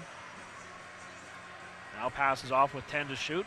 There's the shot wide of the net and into the crowd. That will be Calgary possession. Now 12-17 to go, 11-7. Vancouver continuing to lead. Calgary's got to start to cash in on some offensive possessions. Yeah, down 4 with 12 minutes to go. You know the other side's already counting those down as 24 opportunities total. And you know that Calgary's got to make good early here because you can't afford to be chasing this team this late. Richards makes another solid stop, cutting down the angle on Dane Doby. Hawksby, who's been all over the ball tonight. That pass doesn't work, though. Scott Carnegie picks it off. And Calgary now in transition. Dane Doby has it. Doby plays it up high. Shatler tries a shot. Richards a save. And again, Vancouver does a nice job of getting all over that rebound. Here's Beers again. Beers pass ahead to Salt. Salt now will just wait for everything to change up on the floor. And now that it has, he'll pass off to the offense with 15 to shoot. This is Schuss. Schuss now has a pass to the net, leans on his man, cut off nicely there. Pass to the other side, there's the shot, scores! Squeaks it through. 12-7, a 5-goal lead, as that's Ball's hat-trick goal. And that may be all she wrote for the Calgary Roughnecks here. Never say never, but a 5-goal deficit with just 11:15 to play. And it looks like that streak for the Stealth will continue in sending Roughnecks fans home unhappy the first game of the year. Just 6-9 all time as a franchise, 0 for 4 against the Stealth so far, the Calgary Roughnecks in home openers here in Calgary. Just not the night for the Roughnecks so far. Well, on slow starts to their year overall, not even in the home openers. The last couple of years, just disastrous starts to the year.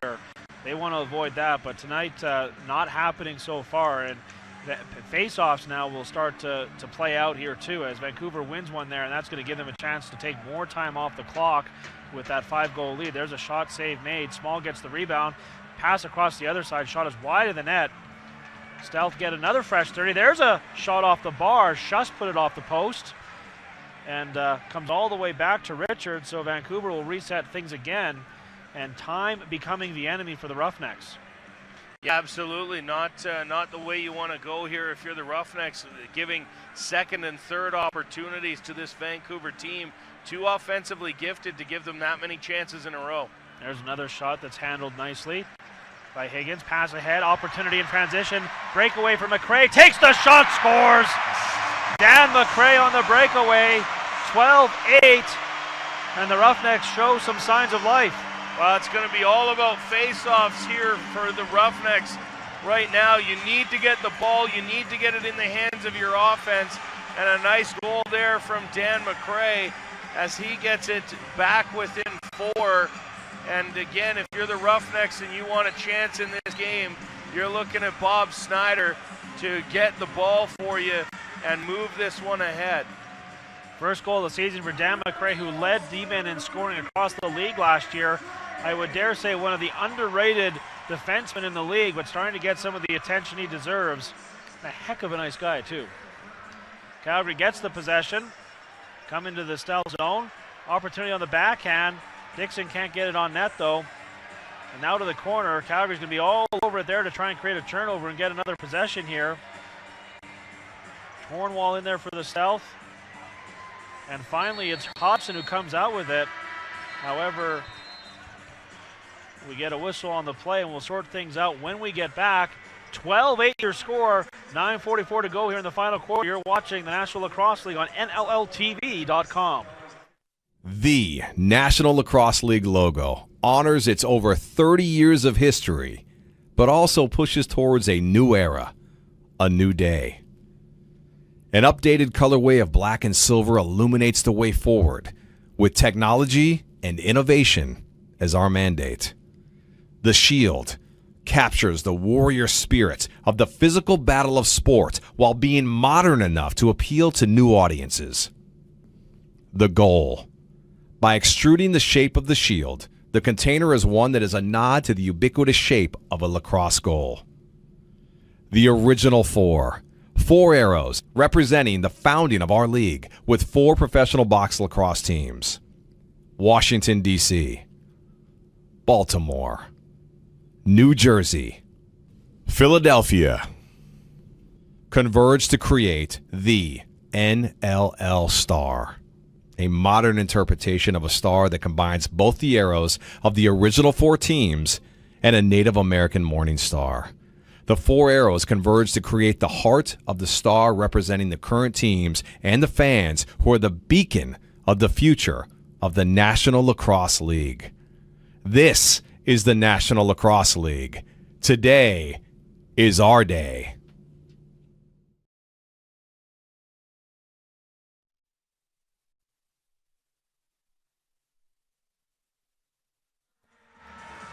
Your score here as we get down to the waning moments of this one. Still time for the Roughnecks to mount a comeback.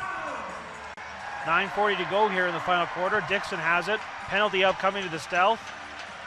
Goalie to the bench. Calgary will work the 6-on-5. Dixon pass across the other side to Schattler. Schattler now up high to Berg, over to Dixon. 9 to shoot. Swings it across to Doby. Doby to the side. Digby can't find the yawning cage from a tough angle. Doby from the corner cuts to the net. Doesn't get the shot off and looks to the officials with arms in the air looking for another call. Well, it looked like the arm was already up for the official on the penalty. Well, there was a delayed one already. I think Doby was looking for another. Don't know if he's going to get it, though. No, it doesn't look like it here, as it will be Pete McFetridge, the former Roughneck, will sit for 2 or less on a holding call.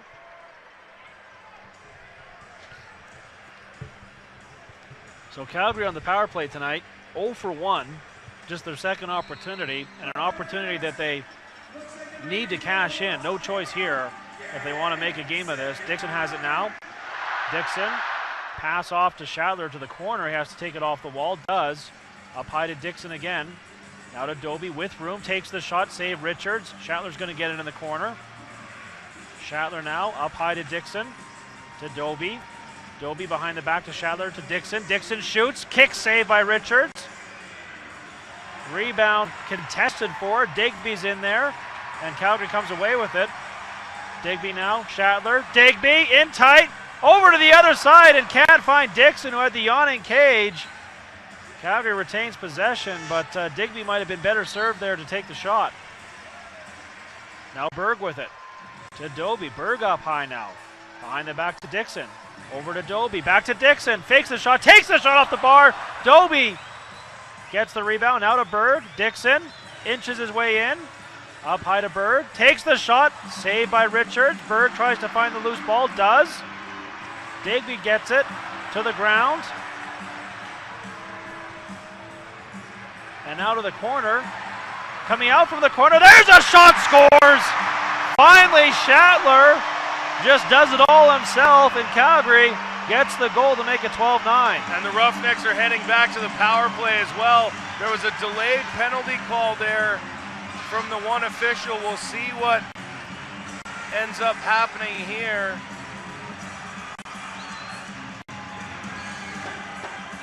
Here's the replay. Well, it could have been right as the penalty was expiring, but Jeff Schattler scores to bring the Roughnecks back within 3, and it looks like that was on just as the other penalty was expiring. So as a result, no extra man advantage here for the Roughnecks. So 12-9 the score, and Calgary gets possession. We'll see if they can go on a run here. Snyder has it. Snyder sends it across to Lowen. Now off the bench is Digby. Digby takes this shot and puts it wide of the corner. Finds his own rebound, though. Now to Dixon. All sorts of room and rips one wide. Fans thought it was in. It was off the end wall. He put all of it on that. Yeah, Dixon trying to load everything behind that shot. Known for his fourth quarter prowess. Curtis Dixon trying to get his team back within 2. Right now it's a 3-goal lead, 12-9. There's a shot. Saved by Higgins as he fights that one off and gets the rebound. And we'll see if that one looms large here. 7:15 to go here in the final quarter. Calgary still within striking distance if they can keep the beat going here. Schattler, who got that 9th goal, has the ball again. Over to Berg.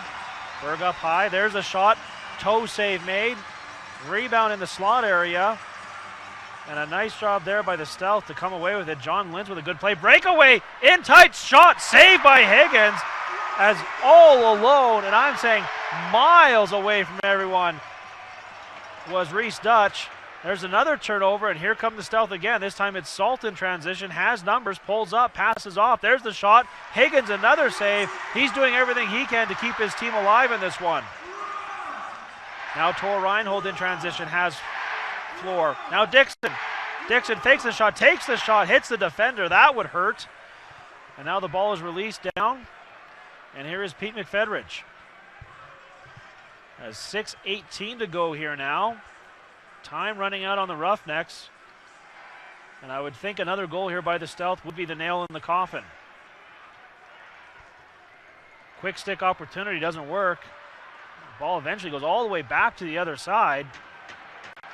And now Calgary recovers it. Loose ball foul, a cross-checking call here on the captain.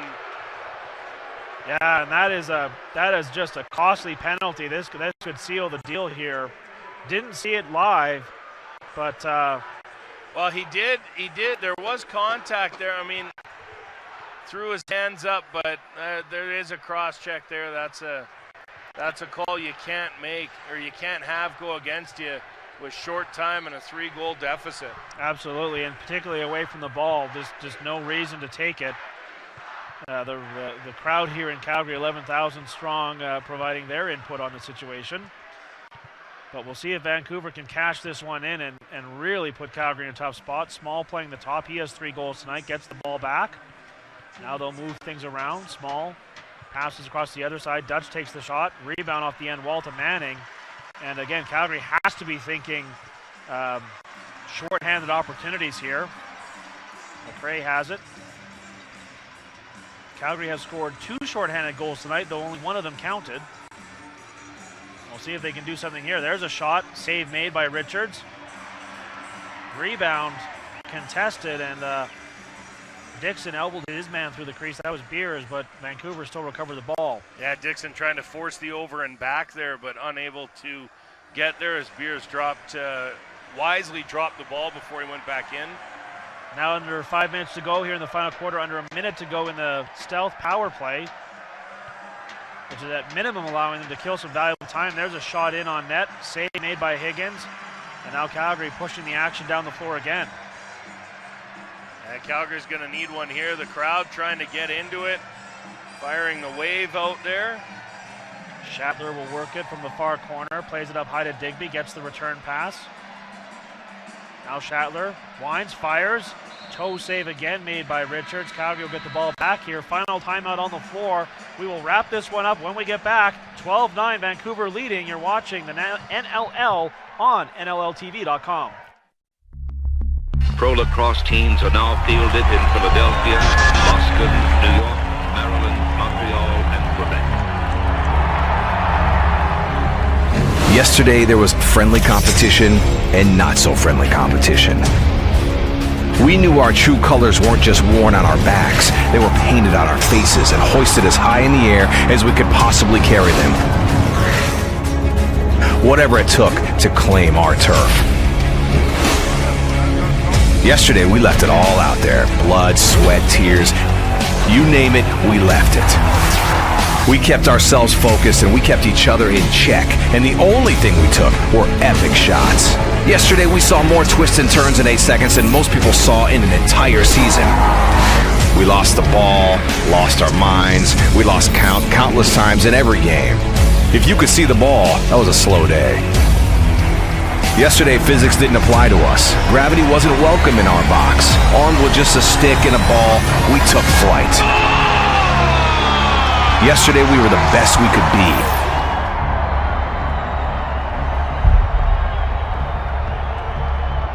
Today is our day.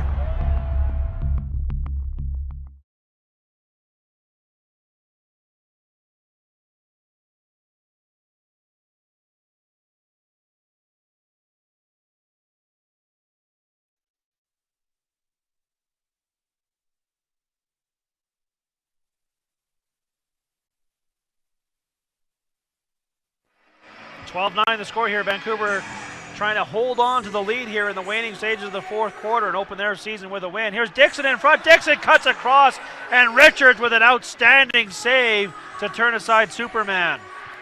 There's got to be at least 3 or 4 of those this game that Tyler Richards has stolen a goal away from the Calgary Roughnecks. Yeah, Richards has been very sharp tonight in that stealth net. One of the big reasons why his team leads this one by 3. Now there's a shot by Dutch as he danced around the defender. Rebound, nearly rolls into the net. Calgary gets it back here. Now under 4 minutes to go. They need to start cashing in on chances immediately. There's a shot by Manning, and Richards with another save. And Vancouver gets the ball back. Hawksby with it. Hawksby passes off to Schuss. Schuss sends it across the other side to Durston. Now he'll pass off. Eventually gets in the hands of Travis Cornwall, the former rigger.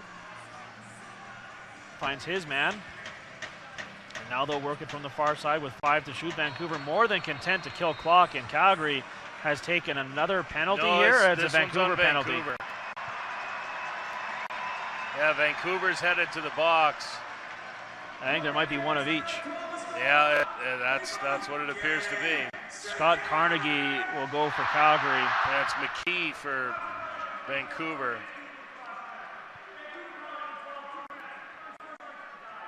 Cross-checking and unsportsmanlike conduct, I think. And you can see what Eric McKee thought of that call. That's a high cross-check from Carnegie there. And then, I guess, McKee tripping up the Roughneck player that was going over him. Well, again, it was unsportsmanlike contact, or unsportsmanlike conduct, which may mean might have said something. Might have said something, yeah. Nonetheless, it will be stealth possession, and we've got 3:13 to go here. So Vancouver well positioned here to kill clock and take a win back to the Langley Event Center, where there'll be a return engagement between these two clubs. Here's Cornwall playing it up high. Vancouver going with a more defensive set out there now. That's why Cornwall's on there now. Small to the net, cuts across. Save made by Higgins. Stick in the area too. And now with 2:50 to go, here come the Roughnecks. Dan McRae spins off his man. Now comes the net. Takes the shot. Oh, it went off the post as he put it through Richards. But not in the net. And now with 2:34 to go, the Stealth will look to kill another 30. Yeah, it's desperation time for the Roughnecks defensively. Sitting back and allowing Vancouver some space here might not be the best choice. Tough to get the ball out of the stick of these Stealth players. Behind the back pass, now there's an opportunity in front. Oh, Higgins, another save, man in the crease. And with 2:13 to go, Calgary gets it back, and this time Higgins will sprint to the bench. Calgary will go 6-on-5, down by 3. Need some magic here. Take it one goal at a time, though. They need to make this at least close to give themselves a chance, and we'll see if they can do it here on the 6-on-5. Here's Doby to Dixon. Dixon down low to Schattler. Schattler to Digby, in there, scores! Tyler Digby! And it is a 2-goal game, 12-10. A little bit of hope here at the Saddle Dome.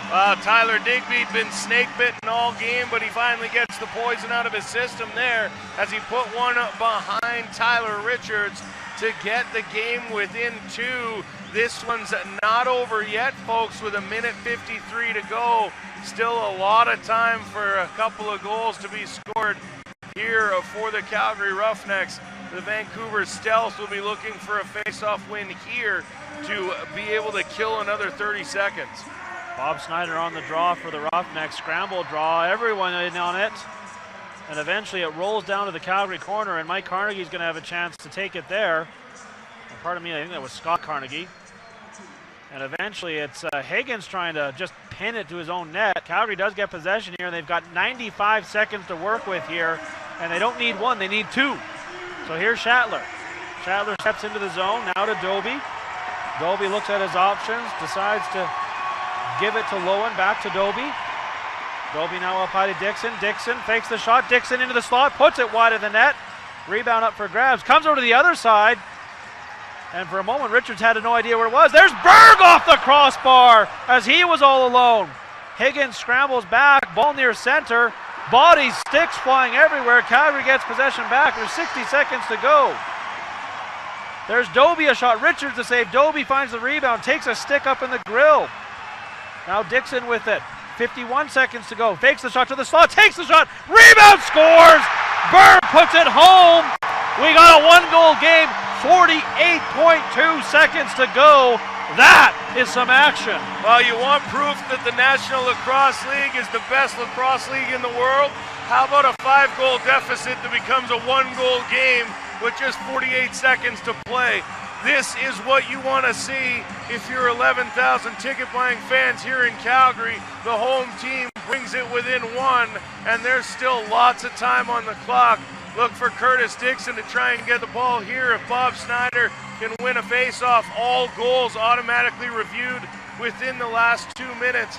So the referee will take a quick look at this. But it looked good from here as Wes Berg tiptoed the crease and put home a rebound to draw the team back within 1.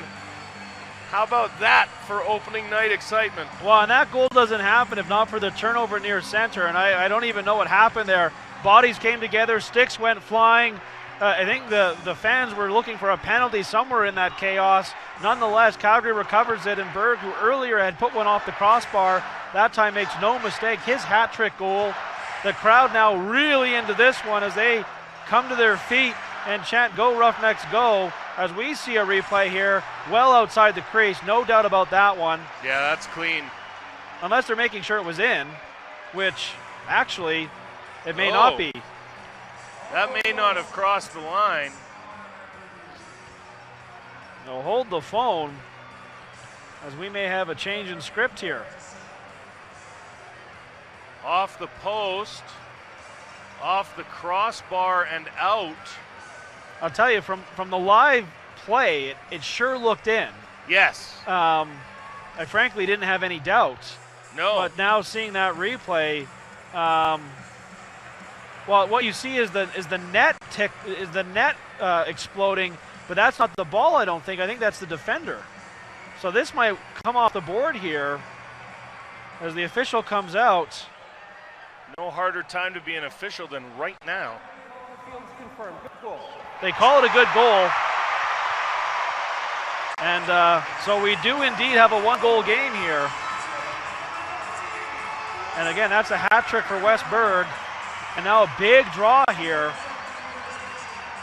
Snyder got the last one for his team. We'll see if the veteran can do it again. Yeah, you got to think if Snyder wins the draw here, Miloski will be using a timeout. Tie-up draw. Won by Vancouver. Salt can't come up with it, though, and Calgary's going to get a chance to get it back. They can't find it. Still a scramble for it near the wall. And now we get a whistle.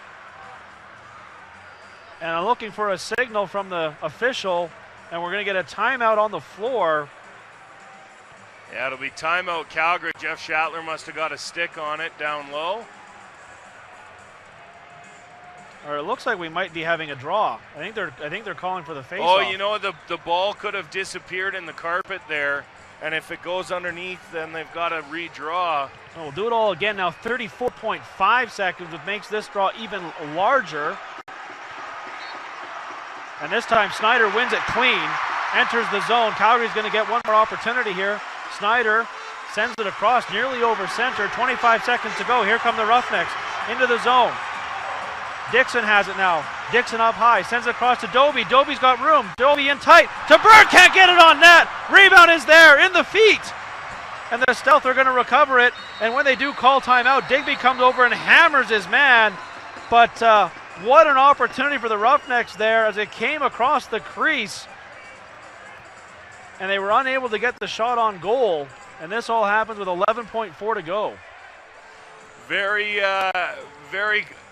a tight chance here. Berg just misses that quick stick opportunity. Had the yawning cage too. And had a shot at it. I want to give a shout out to Graham Perro online on Twitter, hitting me up, letting us know we were looking at the earlier shot from Wes Berg, not the goal. We were looking at the earlier replay, so that's why the if that had gone in, here, it would have put more time back on the clock. Right, of course. So thanks to Graham Perro out there watching. and filling us in here. Of course, in the adrenaline excitement of the booth, sometimes you forget what happened just 30 seconds earlier. But it looks like it's going to be Vancouver ball here with 11 seconds to go. So Calgary's going to have to really push here for a turnover. Again, 11.4 seconds to go. They need to get the ball back. That's the first order of business. Play whistled in, and Vancouver's just going to throw it down the floor. 7 seconds to go. Calgary has it, thrown back down the floor. Digby has it. Digby has a man up high. Pass to Shadler. He can't find it into his stick.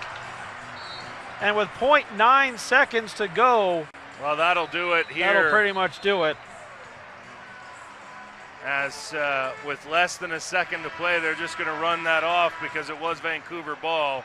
Make the final 12-11. The Stealth pick up the win with some furious action in the waning moments. And Ryan, in many ways, that was sort of a microcosm of the game for the Roughnecks. It seemed like they often had problems just connecting and looking the ball into their stick, and 2 chances there in the final minute where balls put in the right spot and the player just couldn't get their stick on it. Yeah, it seemed to be happening all night. I talked to Coach Malosky earlier this week, and he said that the hardest thing to get into groove is the offense, and the toughest position that you want to get to is figuring out the offense and figuring out that chemistry. And adding Riley Lowen, adding Holden Katoni, and taking some of the guys out of there a little different. You saw 11 goals on the scoreboard for the Roughnecks tonight, and after coming back from a 7-2 deficit to draw it back within 1 was a tough road to hoe. You can't afford to fall behind that far, and you got to give a lot of credit to Roughnecks' backup goaltender for the evening, as he stepped in and really gave the Roughnecks a chance to get back in it once he came into the game. It was a heck of a performance by Zach Higgins, allowing just 4 goals the rest of the way, but wasn't enough tonight as the Roughnecks fall 12-11 to the Vancouver Stealth. Yeah, Calgary scores 4 goals in that fourth quarter, 4 straight goals, and not enough as the winning goal goes to Keegan Ball. His goal, 3:45 into the fourth quarter, would stand as the winner, as the Stealth withstand a furious comeback by the Roughnecks. And at the end of the day, it is the Riggers who fall. Some stats for you here. For the Roughnecks, they were led offensively by Wes Berg, 3 goals, 5 points overall for the second-year player. Curtis Dixon also 5 points on 1 and 4. Tyler Digby also goes 1 and 4. You also have Dane Doby, 2 goals, 4 points, and Jeff Shatler, 2 and 1. Single goal by Dan McRae that really got that comeback started in the fourth quarter. For Vancouver, they were led by a couple of hat tricks, one for Corey Small. He was the big producer as he puts up 8 points, including that hat trick. Hat trick for Keegan Ball. He puts up 5 points. Reese Dutch with a very Reese Dutch type of evening, 2 and 5, 7 points overall. 1 and 2 for Thomas McKee, the rookie. Thomas Hogarth with a single, and Joel McCready with a single as well. At the end of the day, it's a 12-11 score for the Vancouver Stealth. Tyler Richards gets the win in net, 36 saves on 47 shots, with those stats not quite final, but that's what it's looking to be. And as mentioned, Christian Del Bianco, I believe, will take the loss. He made 11 saves on 18 shots. Zach Higgins, who you talked about, Ryan, really strong in net for Calgary in a tough situation. 34 saves on 39 shots to really give his team that opportunity to win it. At the end of the day, though, Ryan, at the beginning of this game, it really started off where it looked like there were going to be a pile of goals, where the Roughnecks were giving up a pile of goals. But I think the narrative of this game more as things progressed was the inability for the offense to really have that sustained attack, keep the pressure on, keep the defense off the floor, particularly in the first and third quarters. They just weren't able to get in sync. Well, and let's give some credit to the Vancouver Stealth defense, too, because they got in the way of a lot of shots. They blocked a lot of shots. They had active sticks, active bodies. They deflected a lot of balls tonight and kept Calgary from getting in that rhythm. It didn't let them settle, and Calgary was trying for transition opportunities, especially early. Del Bianco had the rainbow pass 3 or 4 times early there in the first quarter, looking to get out and get things done in transition. But Tyler Richards was able to shut the door on the other end and made some spectacular saves tonight. I don't think the Roughnecks, when they review the game tape, are going to look back at this game as a game where I think that they're going to look back and say, well, we probably should have won this game, but you've got Tyler Richards on the other side, and I think he probably made 3 or 4 saves that I don't know that he makes every game. I don't know that every goaltender is going to make those 3 or 4 saves.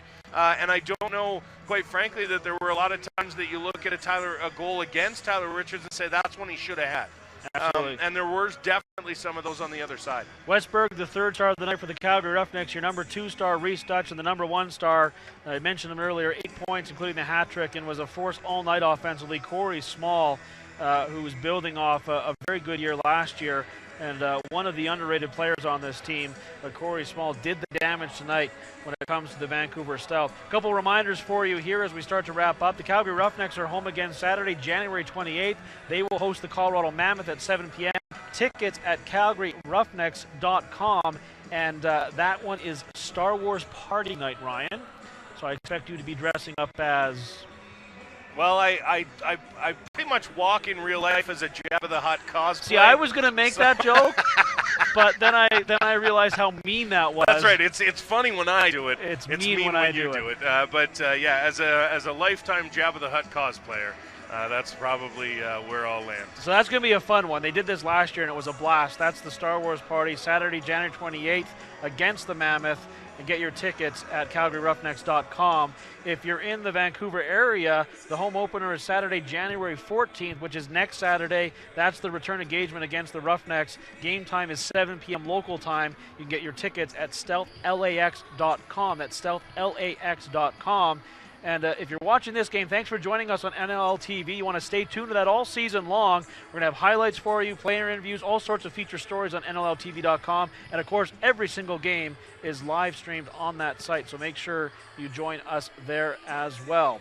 Brian, any final thoughts from you? Well, I think a solid game to build on if you're the Roughnecks. To look at this game and say it was close, you can build off of that. However, at the same time, this team was 3-6 in 1-goal games last year, and 3-6 in 1-goal games this year won't do it. Yeah. You need to be able to get that done. You need to be able to have the save when it absolutely matters. You need to be able to get the goal when it absolutely matters. And this Roughnecks team may be a work in progress. They have gotten substantially younger over the last 2 seasons, and this year is a year where they need to be able to put it all together. Absolutely, and I have a feeling these two teams are going to be battling for a playoff spot all season long. So giving up one in the home opener, not good for the Roughnecks, but full credit for the Stealth. They came out, and particularly, again, the first and third quarters, really dominated this game at times, and full value for what is eventually a 12-11 win here tonight at Scotiabank Saddledome in front of over 11,000 Roughneck fans.